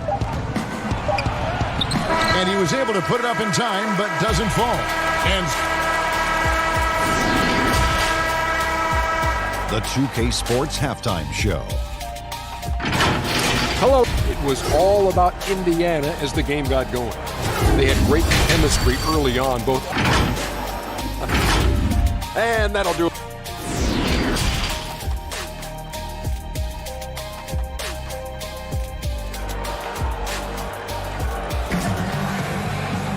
And with the second half upon us, we'll find out if this game becomes the route that it's threatening to be. The Cavaliers trail by 11. And on the floor for Nate McMillan starting the second half. Warren and Turner at the 4 and 5. Then there's Malcolm Brogdon. Then there's Victor Oladipo. And it's Holiday in at the shooting guard. Here's Oladipo.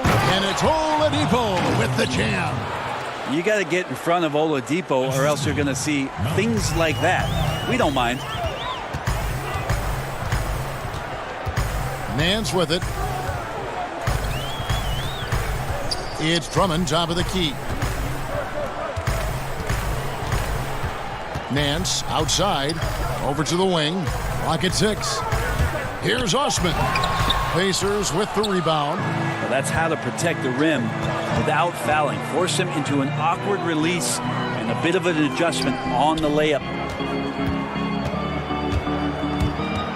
And here is Brogdon. Nothing yet on the scoreboard for him. Here's Oladipo. It's rebounded by Cleveland. Drummond's got rebound number 7 for him tonight. To the inside. Oladipo with the block. Good timing from Victor there as he swipes that one away. And it's Kevin Love with the foul. That is his first foul of the game. Garland, he's checked in for the Cavaliers. Warren finds Holiday. Bangs home the trifecta. Holiday's got 9 points. I mean, he's going to punish you, Kevin, if you leave him open. He's more than willing to take the open 3 when he's got it. Sexton the pass to Osman. Once again off the mark by Cleveland. Oof, ugly start to the second half. They're still scoreless in their first 5 attempts. Yeah, that's a smart pass as T.J. Warren does a solid job finding the open man. The Cavaliers trail by 18. Sexton dishes to Love. They need this, and there's the nice layup by Drummond. And that's a lesson for the D. Fight harder on the glass. Yeah, you just can't afford to give up second chance opportunities again and again. And it's going to be a goaltending call here, so they'll count the bucket. So close to getting the block there. You can live with those calls because you'd rather have a guy playing aggressive instead of playing it safe. T.J. McConnell, he's checked in for Aaron Holiday. Here's Drummond. Love, he hangs in there and cashes in on the second chance points. Yeah, strength and attitude there on the glass shown by Kevin Love. Here's Warren. Good, and it's Oladipo picking up the assist. And the Pacers lead by 18. And they've had assists now in their last 3 baskets. Great communication on the alley-oop. Yeah, nice silky finish on the alley-oop from the stupendous feed. That sequence couldn't have been executed any better. And the shot by Warren, no good. He's so good at getting to the rim. Maybe tries to get a little bit too cute with that one. I thought he'd lay it straight up and in. Here's Drummond. Makes it off the glass. Drummond's got 6 in the quarter. Well, that basket must be widening out right now, Kevin. He's making almost every shot he's putting up this quarter. Now flying high and throwing it down with the one hand. One of his favorite moves right there, guys. Inside, Turner with the steal. And now Oladipo pushing it up. No one back to stop him. Oh, yeah, and if you didn't think Oladipo could fill the lane in transition, he answered your questions there. And historically, you almost never saw a great shot blocker who could also knock down triples at a high clip. But count Miles Turner among the unicorns who provide that rare combination. And foul on the shot. He'll shoot 2 at the free throw line. And the stretch center in demand for Miles Turner, Greg. How does he take that next step as a player? Getting stronger. And continuing to improve his recognition and communication at both ends of the floor. Doug McDermott, he's checked in for the Pacers. Edmund Sumner comes in for Malcolm Brogdon. Yep, that one goes in there. And the crisp passing has opened things up for them offensively. And it's Thompson with the ball. He'll bring it up for the Cleveland Cavaliers. It's an 18-point game. Windler's shot is off. Indiana's gone 4-6 from outside the arc tonight. Cleveland foul call. That's his first personal foul. 46 seconds left to play here in the third. And it's sent back by Drummond. A high motor keeps Drummond engaged defensively. He doesn't want to let any shots go in. Justin Holiday's checked in for Indiana.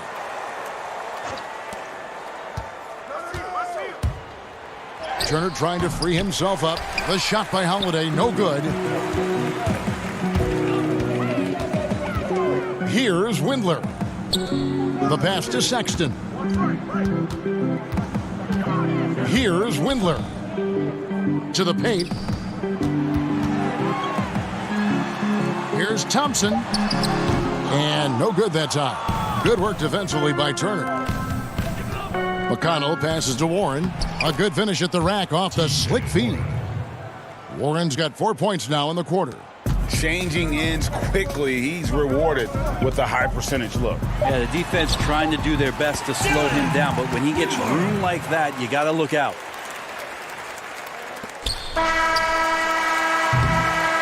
And so it's the Indiana Pacers holding a big 18-point lead to close the quarter. Their defense has been terrific.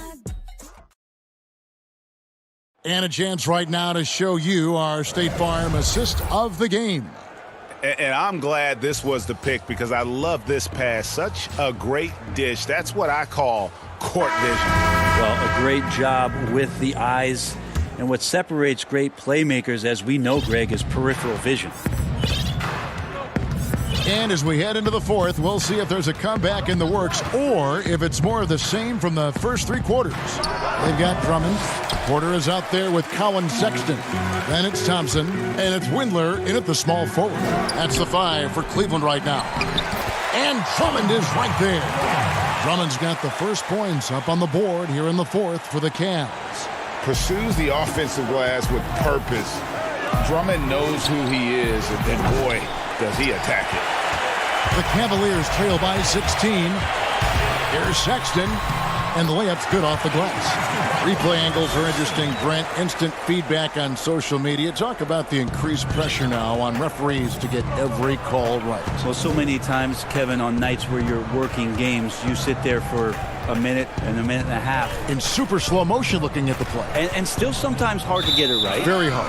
What I think the league should think about doing with the competition committee is every team in the league should have 3 and 4 cameras that are mounted so that every time there's a replay at any given arena, they have access to the same angles. For every game. Every game. Where are most of the times these calls being missed? Where are these calls getting wrong?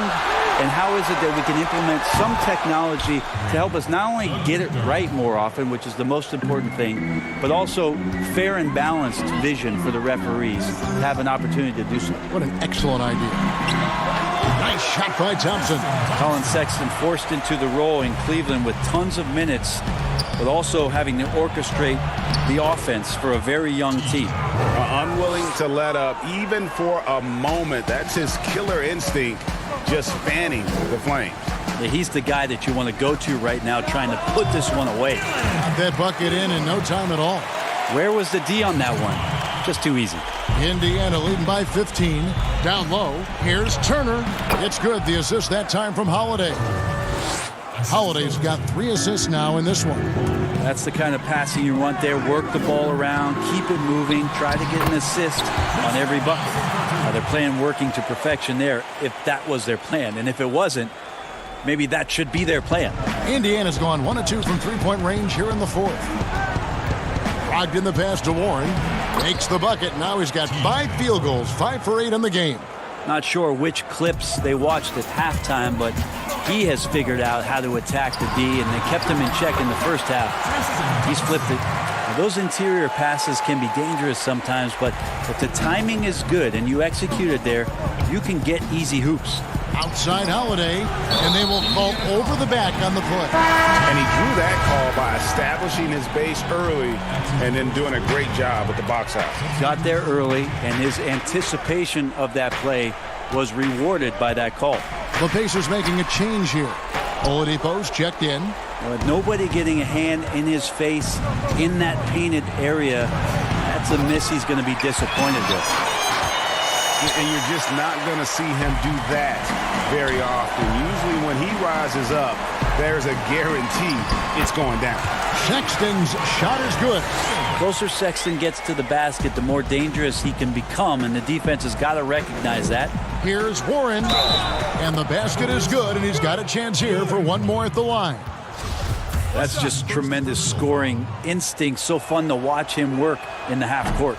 Free throw off from Warren. how T.J. Warren believes he can score, and he's done it a lot. Every year he ups the ante and wants to add more to his game. Defensively, maybe a little more focused. Can't talk enough about the subtleties in that setup right there. The assist, really the key to that entire sequence.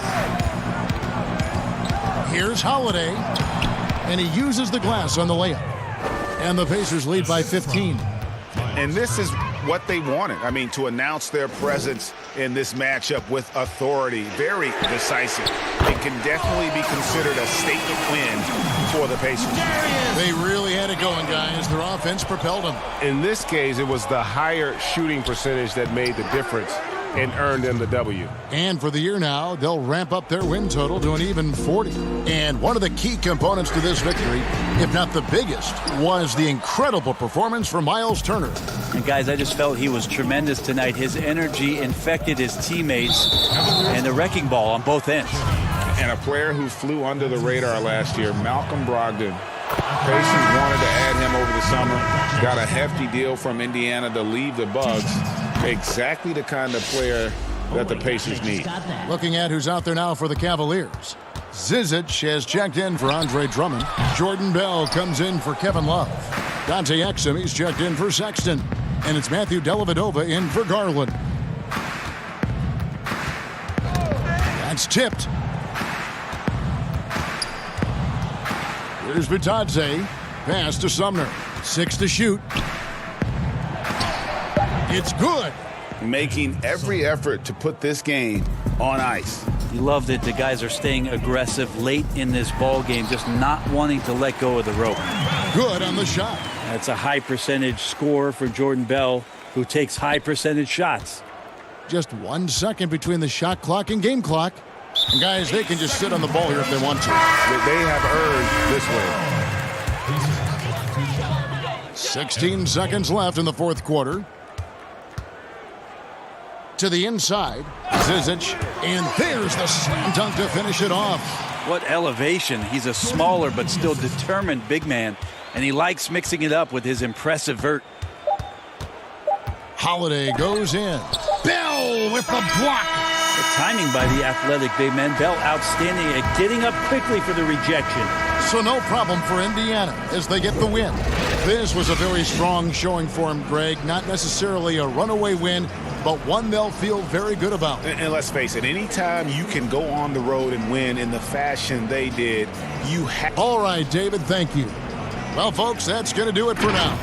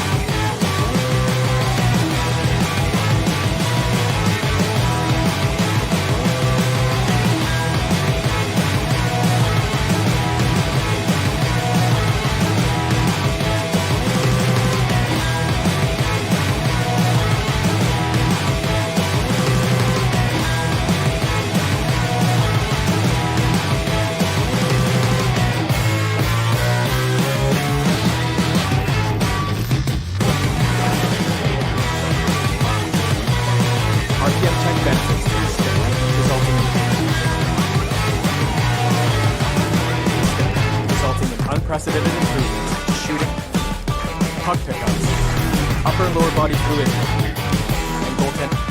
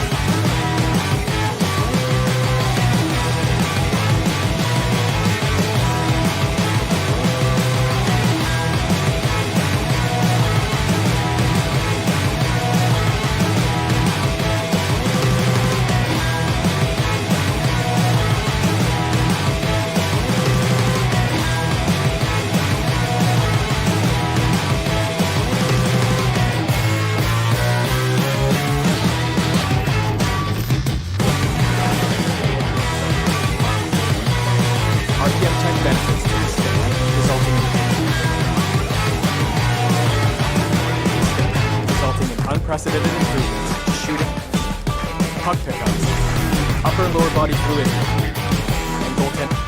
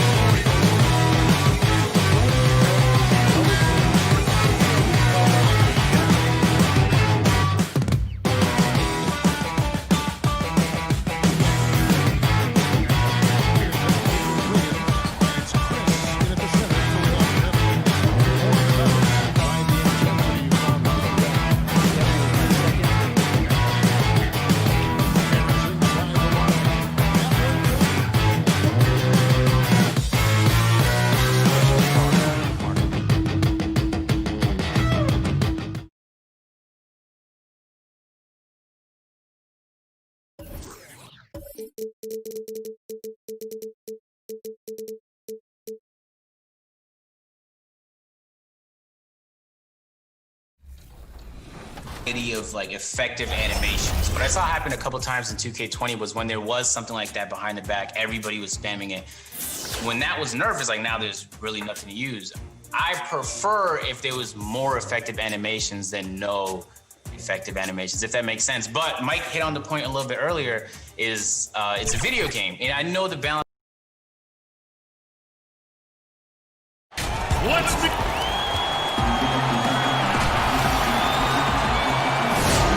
As we approach the playoffs, let's see how the East is shaping up. We look at the Bulls.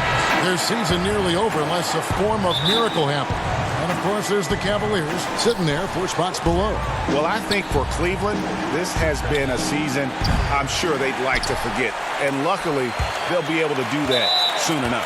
They have their work cut out in the offseason. The status quo isn't going to cut it. There has to be an overhaul. And a look at the starters for the Cavaliers. Sexton and Osman on the perimeter. Andre Drummond is out there with Kevin Love. And it's Garland in at the 1. And for Chicago, Levine at the 2 with Porter at the 3. Markkanen and Carter are up front. And it's White in at the point guard position. And this gets the team fired up. Levine is an energizer who enjoys dropping the hammer on the drive. Love right side.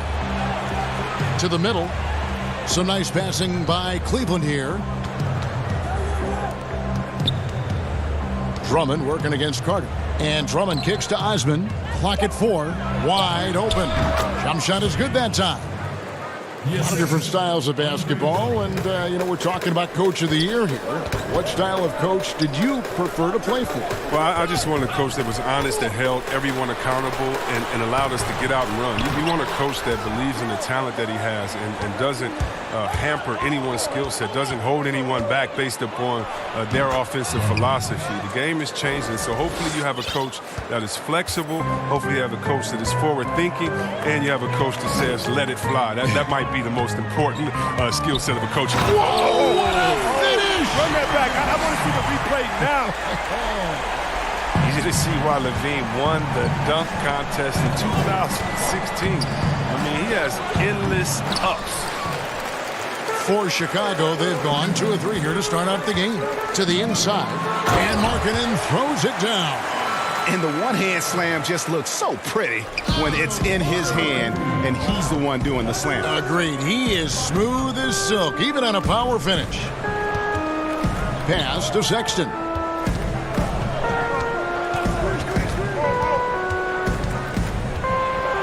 Back to Drummond. Up again. It's good on the putback.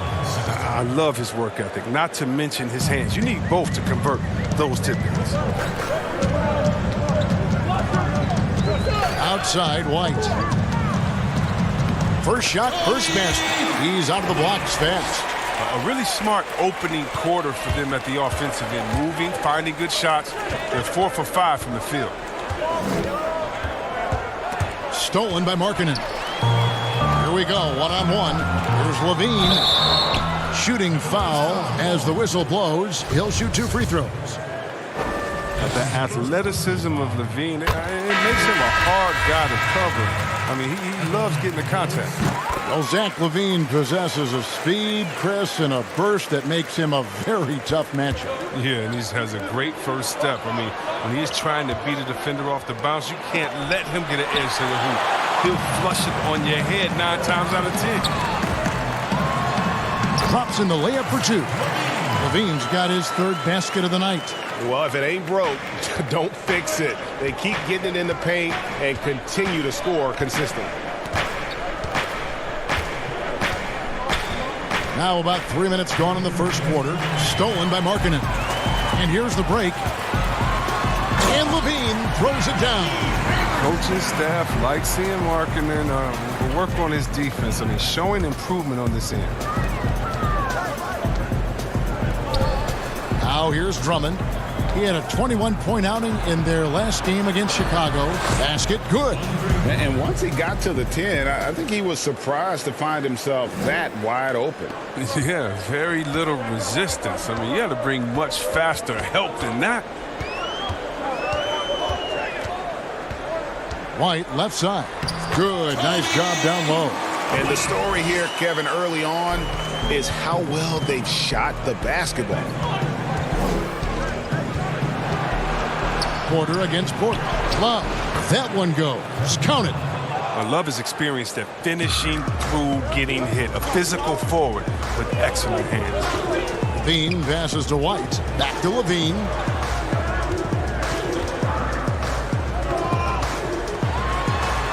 Good for the 5th time in 5 shots. He remains perfect. He's so aggressive at that end of the floor, and that's a quality all great scorers have.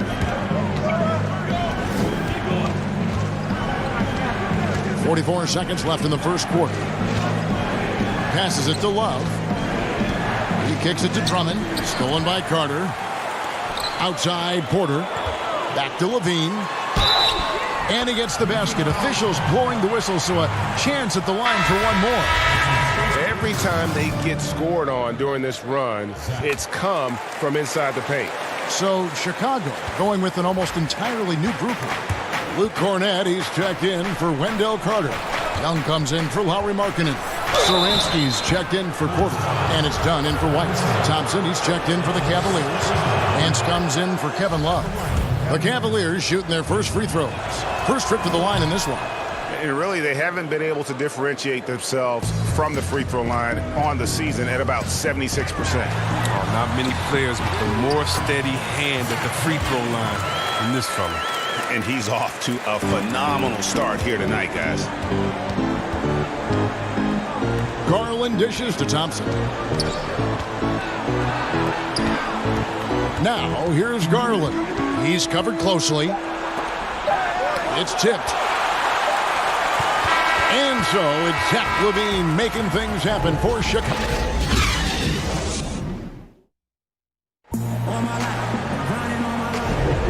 We welcome you back to Noche Latina. Becoming an annual tradition is always here on 2K Sports and always exciting. And guys, we've seen a confident-looking Bulls team out there. Yeah, in that first period, they looked to push in transition at every opportunity. With the game being fast-paced these days, you can expect this from a lot of teams, but they did it very well. We've got Chris Dunn. Levine is out there with Young. Then there's Thomas Satoransky. And it's Cornett in at the 5 spot. That's the Bulls 5 as we get into the second quarter. Thompson finds Nance. Here's Windler. Pass to Porter. And here's Thompson. Down to 5 on the shot clock. From downtown. Porter, no luck. And here's Levine who brings it up for Chicago. This is the most they've led by 13 points. Cleveland with the ball. Outplayed in the previous game on their schedule, losing to Chicago.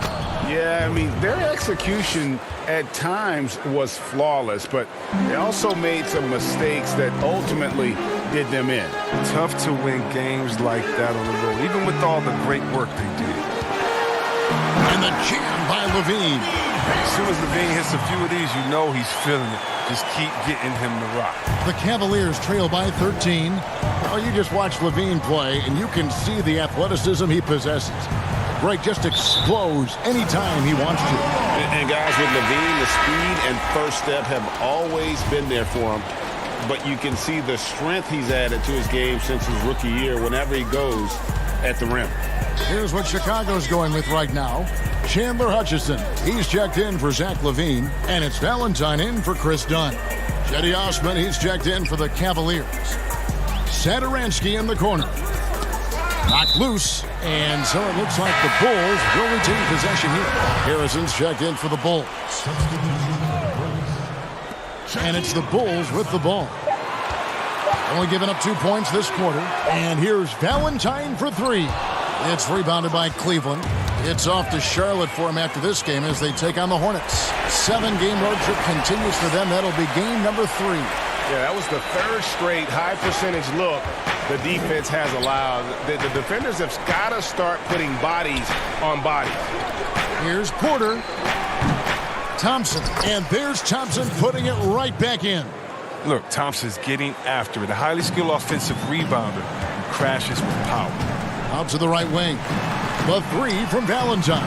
It's good from long range. D didn't do a good enough job on it. He could be an ace when he gets a good look at three. On the wing, Porter. He gives the team some steady offense, a bit under 10 points a game. The Bulls leading by 14. Now the pass to Cornette. It's tipped. Porter with it. Now guarded by Valentine. Here's Osman. Finished off the break. And they need those kind of plays right now. Smart defense that generates some more. Satoransky looking around. Down low. Guys sometimes don't make it big when they first get on the scene. Late bloomers that have caught your eye right now in the league. Guys that have really picked up their game. Well, how about D'Angelo Russell? Good one, Let's talk about getting traded, having to move at a young age. That really could be devastating for some players. So for him to have the skill set and the mental frame of mind to fight over that, I love it. And how about Julius Randle?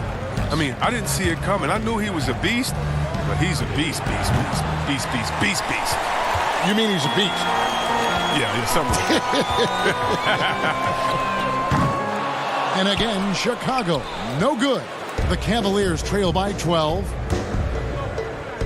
Pass to Sexton. And a miss there with a chance to cut the lead to single digits. Here's Satoransky. He can't get that one, so Cleveland will take it the other way. Pass to Porter. Valentine with it, now guarded by Porter. And he converts the layup.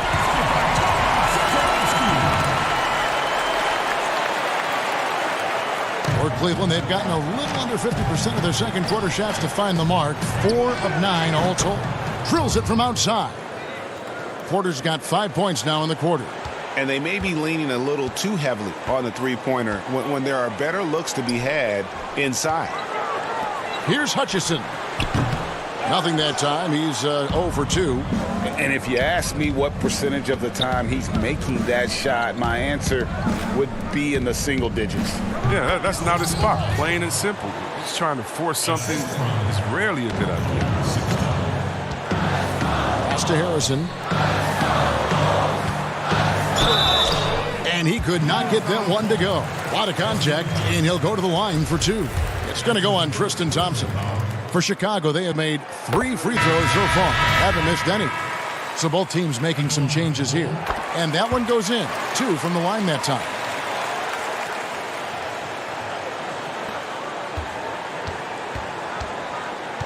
Here's Windler. Cleveland gets it back. Basket counts. Drummond's got his second basket of the night. Elite offensive rebounder. Drummond judges shots, trajectories, and angles so well. I mean, just great hustle. And so it's Chicago. And now, the 2K Sports Halftime Show. Hey, Zach LaVine led the way in the first half. He ended up with 19 points and 1. Thanks for joining.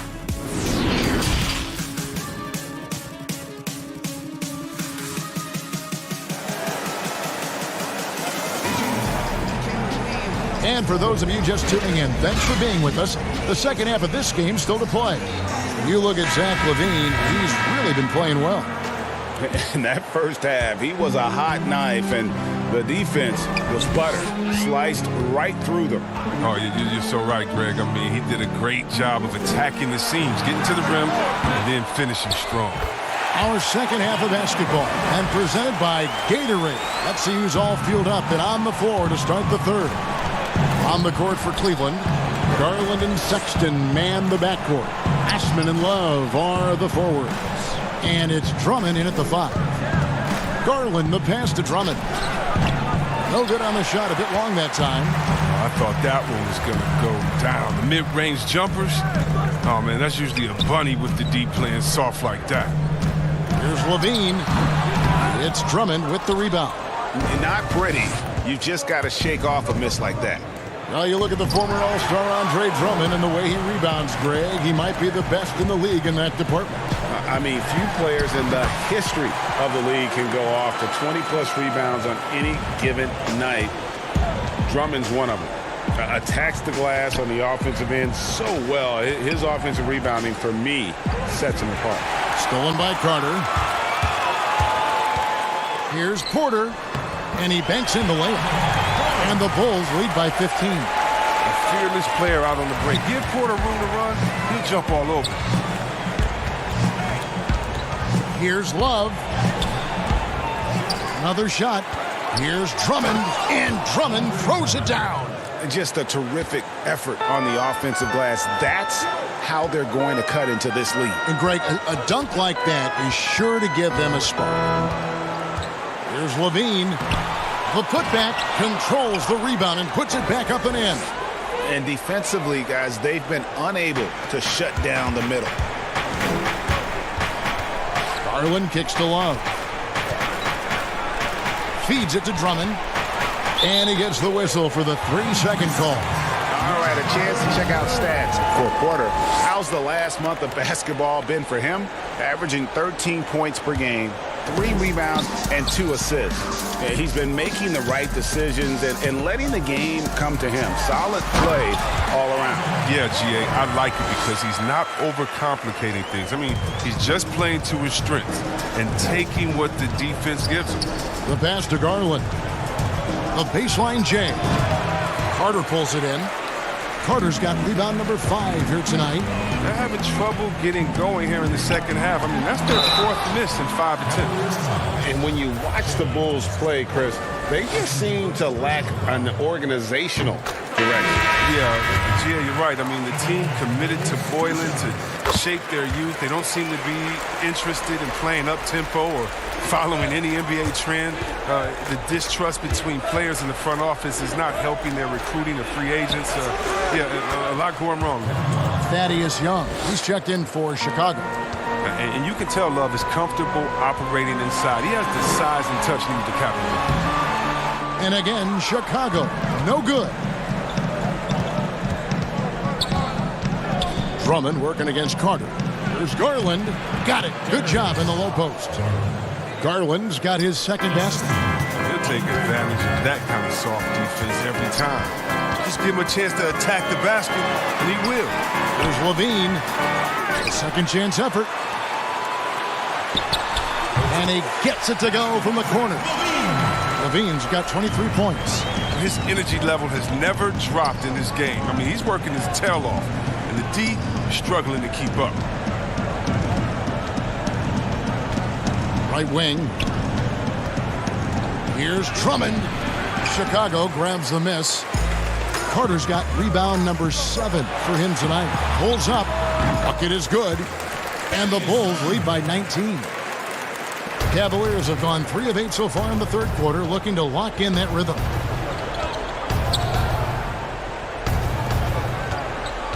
Garland kicks to Porter.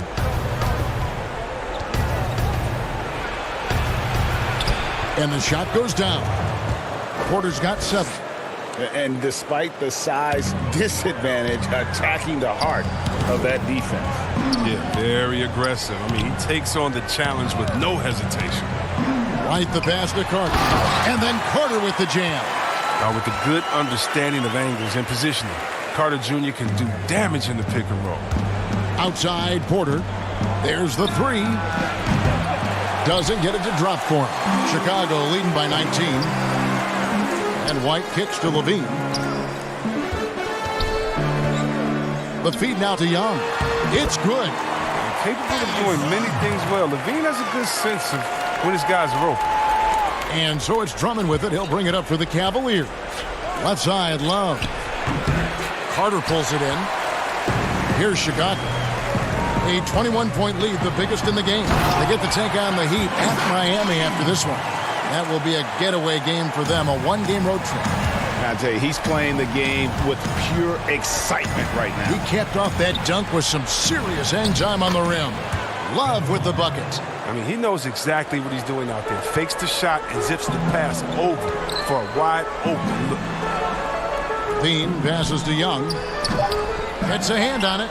It's Drummond with the rebound. And no good. And at the end of the third quarter, a huge lead in this one may already have been decided. Bulls out front, running away with it. And after a quick break, we're going to come right back with the start of the fourth quarter. And we reach the fourth quarter in a game that may be already out of hand. Chris, you've been a commentator for the NBA Vegas Summer League. Amazing how much that event has grown. Oh, how about this year? The Chinese, the Croatian national team. I mean, come on. It's just this is a global game, and we're bringing all of them to Vegas to let fans go up in there and watch them and watch rookies at a young, early age and see the best players. I mean, this is awesome. You got to love how forward-thinking the NBA is. This is really cool to watch. It is. We've got Valentine, Harrison out there with Dunn, and it's Young, and it's Hutchinson in a power forward. That's the 5 out there for the Bulls. Porter finds Thompson. The quick look, no good that time. Chicago leading by 23. Pass to Harrison, and some nice ball movement here by Chicago. Here's Hutchison. Back to Young, and it's slammed in by Young. He is a fantastic athlete for a power forward. Whatever he lacks in height, he makes up for with hops. Outside Porter, a 3 ball. Chicago grabs the miss. And now here comes Young leading the break. Here's Valentine. That's in coming off the assist from Young. And really keeping the ball hopping around here offensively. Inside, Thompson. And Thompson throws it down. Look, this is what Thompson wants every time. He wants to get near the rim and try to throw it down. Passes to Young. Up and in on the layup. Fantastic ball movement. They're picking them apart with their passing. Cleveland's gotten off to an 0-for-2 start from downtown here in the fourth quarter. There's Garland. Drills the three-pointer. Well, he's not focused on the D on most possessions, but you can forget about him altogether. To the wing right side. Young up top. And the NBA is seeming to be at the crossroads of sports and fashion and crisp music. Do you think it's always been this interwoven? Please, you see the outfits they're wearing now? Now I got to be like the old fuddy-duddy, the old guy. Oh, my goodness. Guys are basically coming into the game like, did you turn on the lights before you got dressed in your closet? I mean, I know it's fashion. I'm not speaking about any one guy, but wow. I'm telling you, they're taking fashion to another level. And even though I joke about it, it's always fun anticipating what type of outfit I'm going to see guys walk in. Especially, I mean, come on. I love their games, and then I look and I say, wow. They have to be confident on the court because they wore that to the game today. They're confident in life all around. Overall, right.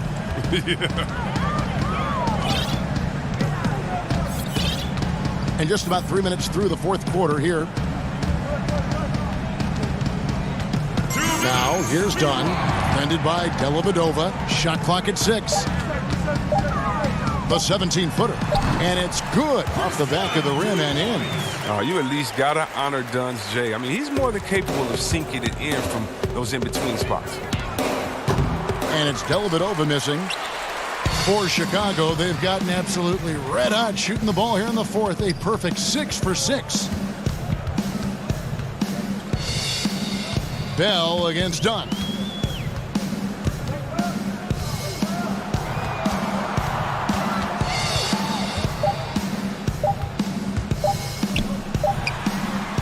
And a little over 3.5 minutes in the books so far here in the fourth.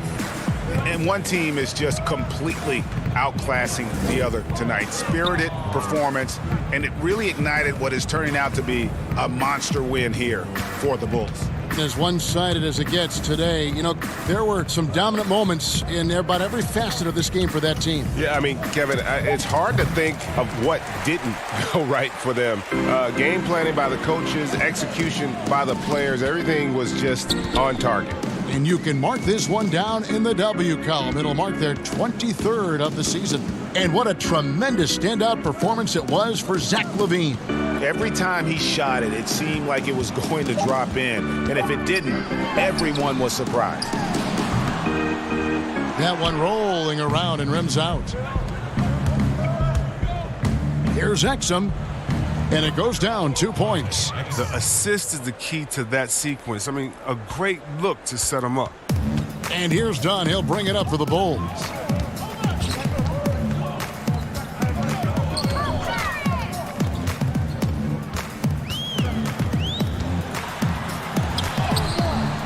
And a missed layup. Now here's Exum. Defense right on him, and that one is off. And that is a textbook example of how to defend your rim. Well, that's why he's out there right now. In situations like this, he stands tall to prevent points. They made the most of their opportunities, looking comfortable and locked in throughout the night. That's why they're in the driver's seat right now. They're looking to put this one away. And so Chicago takes this one, and by a big margin.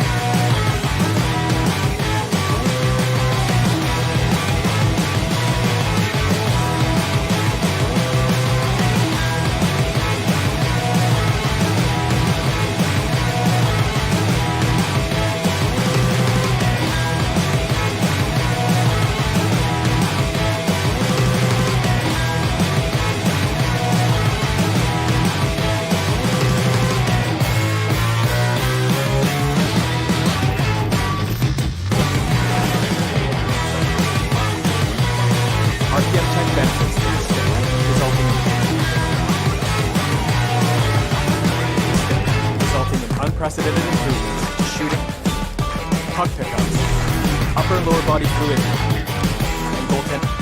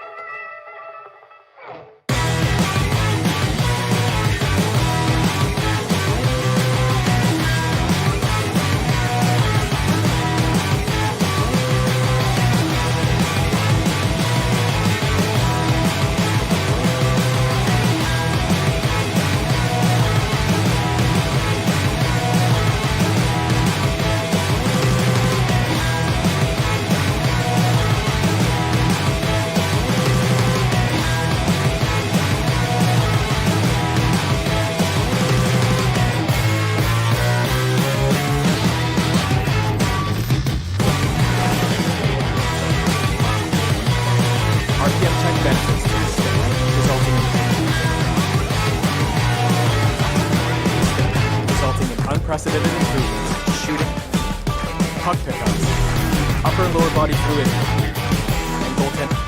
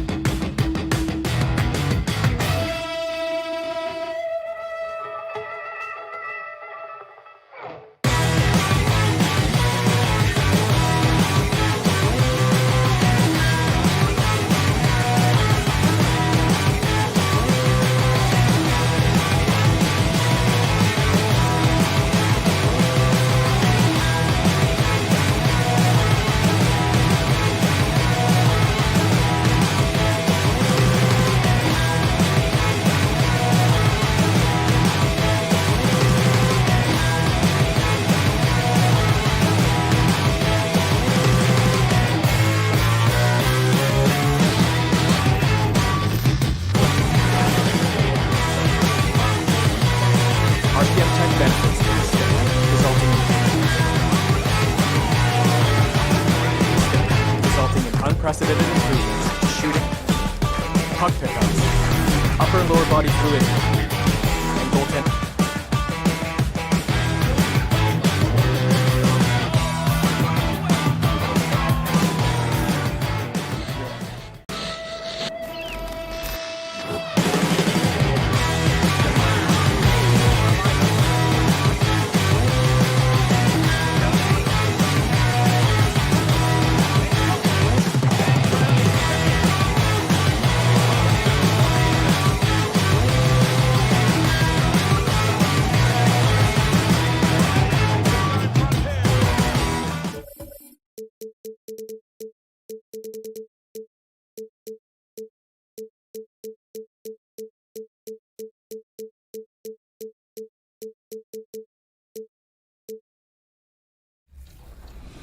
The balance can be kind of difficult sometimes because you want it, it's a simulation game, you want it to be like real life. But when I am playing video games, I'm playing to have fun. Honestly, I like it when the game is more fast-paced. When the game is a little bit slowed down, it kind of just feels like, man, those aren't, like, they need to be NBA players, they're athletic. No, I mean, that's a good point to have, but, you know, it's always about coming back to the fans. The buildings of Indianapolis are looking. And we've got a lot of optimism. Thanks, DA. Let's check out Chicago's starting lineup. White and Levine team up in the backcourt. Here we go. Markkanen and Carter are up front. And it's Porter at the small forward position. And for the Pacers, Warren and Turner at the 4 and 5. Then there's Oladipo. Then there's Malcolm Brogdon. And it's Holiday in a 2-guard. Now here's White, Markkanen, The kick out to Porter. Carter, the pass to White. 6 on the shot clock. Taken away by Holiday. And a fast break now for the Pacers. And Warren the bucket on the assist from Brogdon. Yeah, you know what? He's a skilled passer, so if you leave people open around Brogdon, he'll make you wish you didn't. Levine deciding where to go with it to the paint. Carter. And good that time. Conference rivals in this one, Clark. Does that matter as much as people think, or is it just another game? I still think it matters to the players. I mean, they're a little less emotional now, rivalries. They're not as heated, a little more practical. I think it's mostly about making the playoffs and where you're seated. Left side, Porter. Markkanen kicks to White.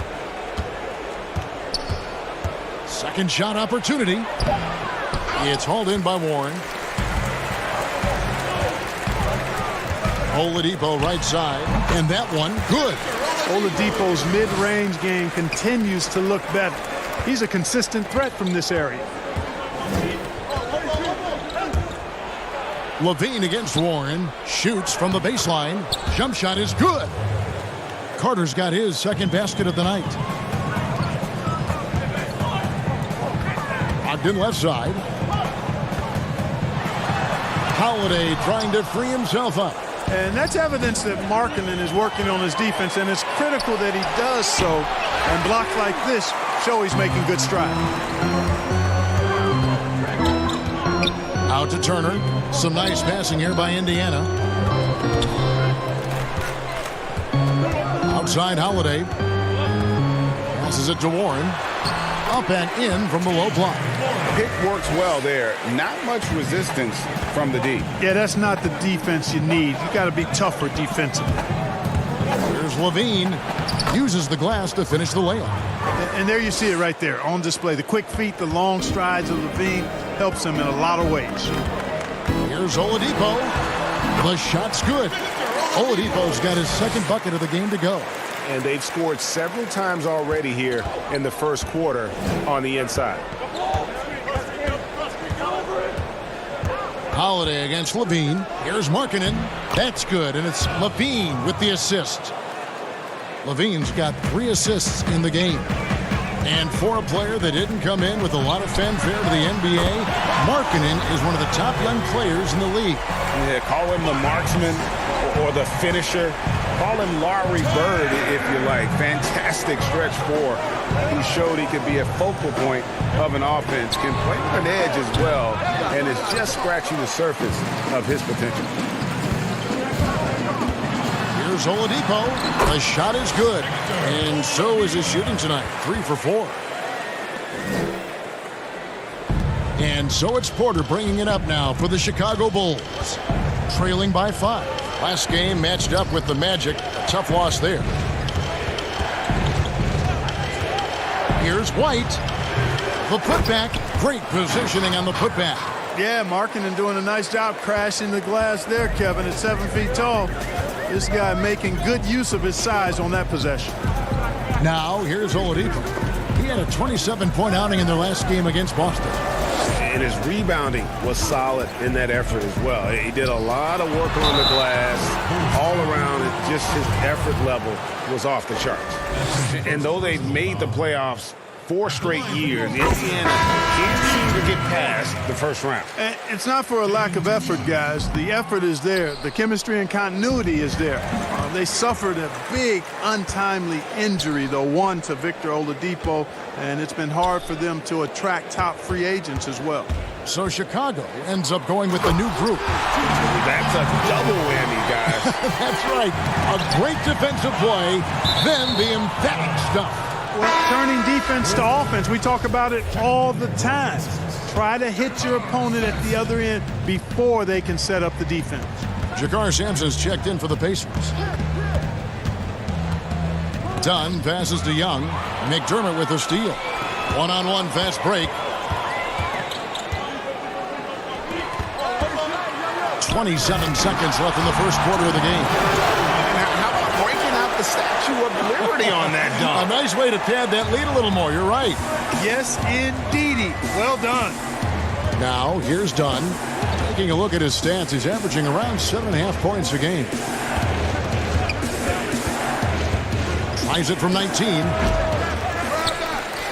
Cornette kicks to Dunn. A three-pointer is right on target.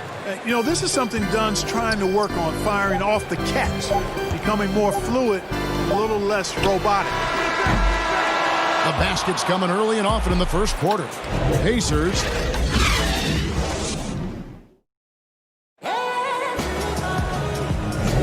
And if you're just joining us, we've played through one quarter in this one.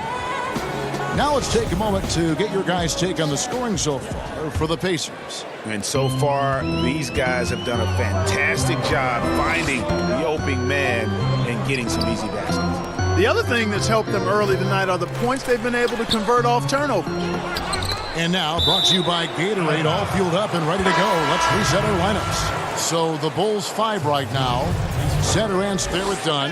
Then it's Young. And it's Hutchinson in at the 3 spot. Now Dunn. The layup off target. Oh, that's terrific defense there. That's how you protect the rim. And Holiday throws it down. The knee just kind of stepping aside and letting him get to the rim. There's a reason, GA. The lead is what it is right now. You know, you look at it, the communication is lacking, as is the trust. They can ill afford those types of breakdowns. It won't work. You can't win with those kind of breakdowns. Here's Holiday. After Chicago picking up a basket just moments ago. And the shot goes in. I think he's got to keep working on his interior game. Doug McDermott showing he wants to be more than just an outside shooter. Well, we played just over a minute of basketball here in the second quarter. And that's what the pump fake's there for. Get your man off his feet and drive right around him. Inside. It's deflected. And here is Dunn. Pass to Hutchison. Now here's Satoranski. Down low. And it's Young finishing it off. And you know, when he gets that close, Young is going to finish with a dunk. Here's Sumner. Dunn covering. In transition, here come the Bulls. Flushes it down to finish the break. That's a stomach punch, guys. Turn it over and give him a free run to the bucket. Oh, you're so right. No question who has the momentum now. You know, those kinds of plays can be difference makers, game changers, momentum shifters, especially in a close contest where 1 or 2 possessions can impact the outcome. Here's Hutchison. Satoranski with it, and Holiday picks him up defensively. Satoranski, the pass to Cornette. Feeds to Young. And the shot is long. Pacers leading by 5. But they say it's a make-or-miss league, as you know. And Thaddeus Young has that knack for finishing. Yeah, he does. He's got a really good knack. Catches defenders flat-footed with his early release. And he's pretty crafty when he gets it inside. And being left-handed certainly doesn't hurt. And it's the Bulls with the ball. Following the score by Indiana. Cornette kicks to Satoranski. They swipe it. There's the pass to Holiday. And that'll be 2 free throws coming up. Officials on the call with the foul. Well, with the playoffs coming up quickly, Clark, strength of schedule can play a big role as it determines where a team is going to be seated come playoff time. No, I agree with you in terms of even just making the playoffs sometimes, Kevin, based on where teams are and who they're playing. I mean, those matchups against potential playoff teams that are still fighting for seeding, they can sharpen you up and get you ready. Actually, those games can be playoffs before the playoffs in many ways. I always admire the coaches, Clark, that walk their players through the different scenarios because they should be aware. Yeah, I agree with you wholeheartedly. You want everything out in front of you. As long as your team is able to handle it, and most of these teams can, I think that's a good point. And here are the Pacers now, following the three-point basket by Chicago. Fires from 18, off the left rim and out. Boy, he's got to be kicking himself for failing to make that shot. That's money. Markkanen passes to Carter. And then Carter with the dunk. And Markkanen, the big fella, has nice court vision, solid at finding open teammates. Out to Turner. And it's going to be out of bounds. The Bulls will take it. And a chance now to look at the schedule for the Bulls. On Saturday, they're off to Miami to face off with the Heat. Then on Sunday, they'll be matching up against Gordon Hayward and the Boston Celtics. And for the matchup with the Heat, they'll need to be at their best for this contest. Anything short of excellence, and they'll be in for a rough ride. And so it's McConnell with it. They'll bring it up for Indiana. Their biggest lead of the game was 9. They beat the Bulls during their last encounter in Chicago. And they did win that last game in this matchup, and it seemed they got the benefit of the whistle. Yeah, a significant differential in free throws made. I mean, give them credit. They capitalized on those opportunities. And he gets the bucket. Markkanen's got 6 points. They should continue to get the ball inside. The defense struggling to contain them. And when you make 5 in a row in close like that, it also takes pressure off your perimeter guys, too. And the shot by Warren, no good. Well, he's much better than that. Really no excuse for missing that lay-in. Here's White. Off the mark there with the three-point shot. And Oladipo has it in the corner. Here's Warren. Tries again. Bringing a competitive energy. So that'll be it for the first half. Fairly even battle underway in this one. It's the 2K Sports Halftime Show. Welcome back. For the Pacers, the first quarter was pretty even. They got their lead up to as many as 8 points in the... And...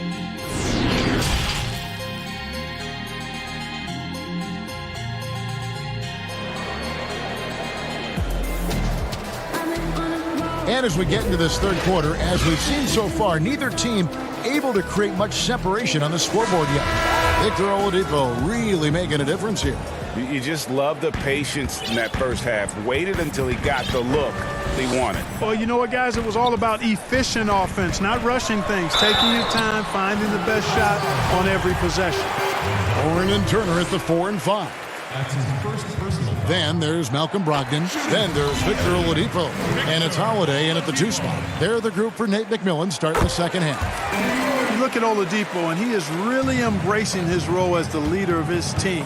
He's a ferocious competitor, but also a compassionate, good teammate. When you talk about outstanding athletes in the NBA, Victor Oladipo is on that list. Even if he's only 90%, this guy is explosive, actually more explosive than most. It's a great move, and he catches the defense completely off guard.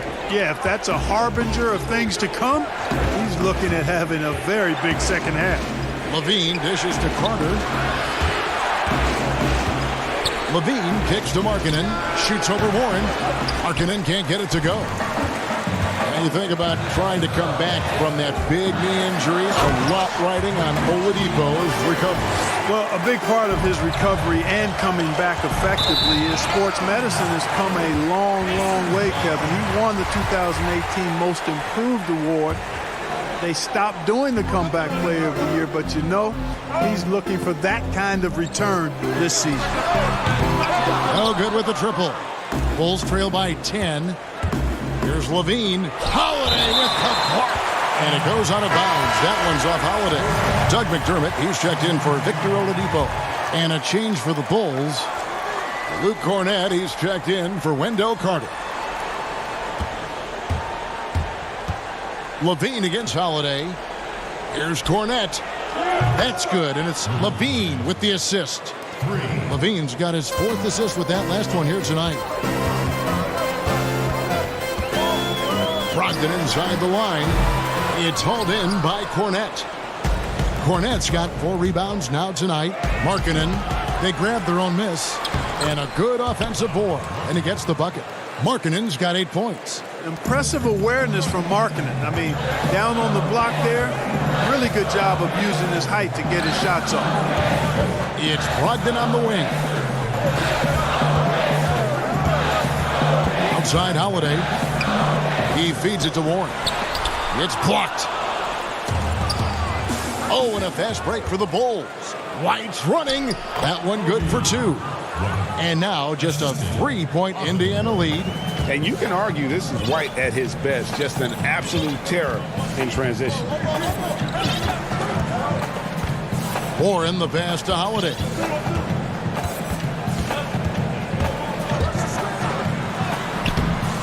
Offensive struggles continue, missing again. Bulls trail by 3. To the middle, here's Markkanen. And he makes good on the layup. Markkanen's got 4 points in the quarter. Oh, great ball movement there. To the inside. The shot by Brogdon, no good. Oh, Chicago's gone 1 of 2 from beyond the arc since coming out of the break. Markkanen into the lane. And he gets it to go. And they're passing the ball very crisply here. Outside Holiday. Double team on Holiday. Down low. Here's Turner. It's deflected. Levine against Holiday. And he comes up with the deuce. Levine's got the lead up to 3 now for Chicago. And now you see them starting to really work the ball inside. Out to the wing. And out of bounds as Chicago gains possession. And let's go down to a list of players you can't leave open under any circumstances. This season's most accurate small forwards from the field. Number 1, T.J. Warren. Obviously, looking at those numbers, he hasn't just been settling for outside shots. He works very hard to get a lot of high-quality looks in close. And that inside-outside game, I like to call it reversible clothing. It makes him the most accurate shooter among NBA small forwards. Here's Turner. Thaddeus Young picking up that last pass. Can't hit from in close. No matter what looks they get, they just can't convert to stop this run. And, you know, they've got to be careful because this is when the team concept breaks down and guys start playing hero ball. To the middle. There's Bitadze. Another miss, and they desperately need a bucket. Chicago leading by 7. And the foul on Miles Turner. That's his first foul. So for the Bulls, Chandler Hutchison. He's checked in for Luke Cornett. Denzel Valentine comes in for Otto Porter Jr. And it's Harrison in for Zach LaVine. Buries the long-range jumper. Loving the energy right now here in the third quarter as they try to take control of this game. And I really think this is the time to do it because this is a real important juncture in the ball game right now. And here is Brogdon after Denzel Valentine hitting the 3. Satoransky with it. He's been quiet so far. Still no points in the game. Back to Young. And he takes it in for the layup off a very nice feed. And now a 12-point Bulls lead. The assist totals, Kevin, just continue to grow. They're way ahead in that category. Ball movement has been flawless. Clearly just an example of a different mindset between these teams. And a big lead for them on both the scoreboard and the backboard thus far. Yeah, rebounding has been a big key in this one, Greg. They've asserted their will and have taken control on the glass. And so it's the Chicago Bulls. Their lead at 15 going into the break. They've had such... And let's take this opportunity now to show you our State Farm assist of the game. And I'm glad this was the pick because I love this pass. Such a great dish. That's what I call court vision. Yeah, and with the accuracy to go along with that vision. I mean, he put the ball in the absolute perfect spot. That's how you orchestrate it. And there may not be a lot of drama down the stretch as we head into the fourth quarter, but stranger things have happened. So for Chicago right now, Young and Carter are the big men inside. Dunn is out there with Harrison, and it's Valentine in at the 3, the small forward. Pacers trail by 15. Here's McConnell. Pass to Bitadze. Shoots. And he gets the friendly spin, and that one drops. And Clark, when you look at how the game has changed, if you were entering the league today, how would you reshape your skill set? Well, the biggest part would be expanding my shooting range. I was a good shooter at the time that I played, but would need to expand it and was just starting to stretch out my shooting to the three-point line. And then also defensively be a little more committed to that end of the floor, really working to get better there. But ball handling, passing, scoring, rebounding, those are things that I did pretty well. And a chance for just a second to check out the scoring breakdown. Well, their passing has been picturesque, a thing of beauty in both halves. More than a few of their baskets have come off assists.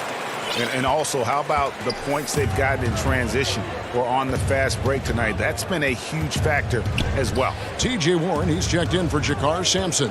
And a change for the Bulls. Markkanen, he's checked in for Young. Done shot's good. They are just killing them on the interior.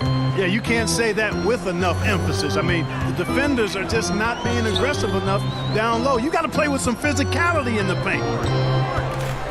The kick out to Oladipo, and the officials calling for a 3-second violation. Costly error there. We'll see how they rebound from that miscue. Well, you know what? Their wounds are self-inflicted. I mean, you've got to play much smarter than that. The Pacers making a switch here. Turner's checked in, then for the Bulls. Porter's checked in for Valentine.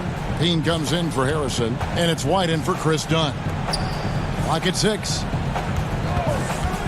And Porter, here we go. The Bulls need to get a shot off here, and they pick up 2. 8 points for Wendell Carter. And you can see he just caught a glimpse of the open man on the perimeter and immediately got him the basketball. Passes it to McConnell. The putback. Turner trying to free himself up. It's good on the putback. Just in a perfect position to grab that rebound and then get the putback. Inside, Markkanen finds Carter. Offline with the baseline jumper. Boy, did they need that rebound. I mean, they have struggled on the boards overall, but still with a chance to win. Exactly, because they've made enough plays to keep it close. And as a result, they're still in it. And it looks like, yep, it's a coach's challenge on the personal foul. That triggers a replay review by the official. And this is the time now where the officials can review in closer detail what constituted the original personal foul. Getting a different angle can sometimes make it a lot easier to determine.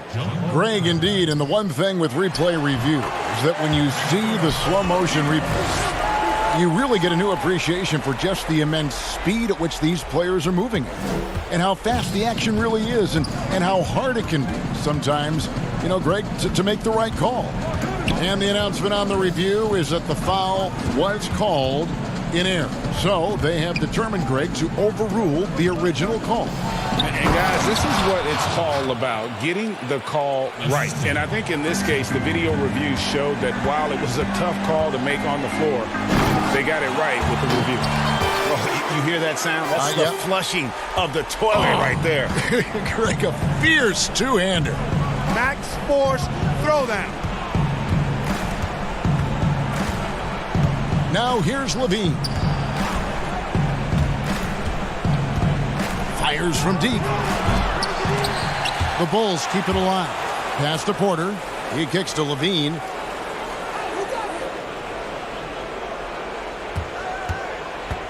Goes back up. It's rebounded by Indiana. Warren's got his 4th rebound in this one. Sumner passes to Warren. Here's Oladipo. Turner. He hangs in there and cashes in on the second chance points. Boy, how about the determination of Turner? I mean, he's a wrecking ball on the glass on both ends of the floor. Just doesn't give up on plays. Levine wide open. The long distance 3 is buried. And the Bulls lead by 12. And so only one team answered the bell tonight, guys. Not a monster blowout by any means, but still a double-digit victory for the Bulls. It was like watching a 3-point shooting contest tonight here. And they just didn't seem to let up, whether the last several shots went down or not. 3 after 3, it just seemed to pay off for them. And you can mark this one down in the W column. It'll mark their 23rd of the season. And it's White missing. Guys, no real chance for them to come back now. Yeah, I think the focus has to be on their next game at this point. He gets it in there. Just 1 second between the shot clock and game clock. And they can just let the clock run out here. Cannot argue with the W. 11 seconds left to play in the final quarter. Now Levine from deep three-point range. And so Chicago takes this one, and by a big margin. And in the win, a comfortable win in what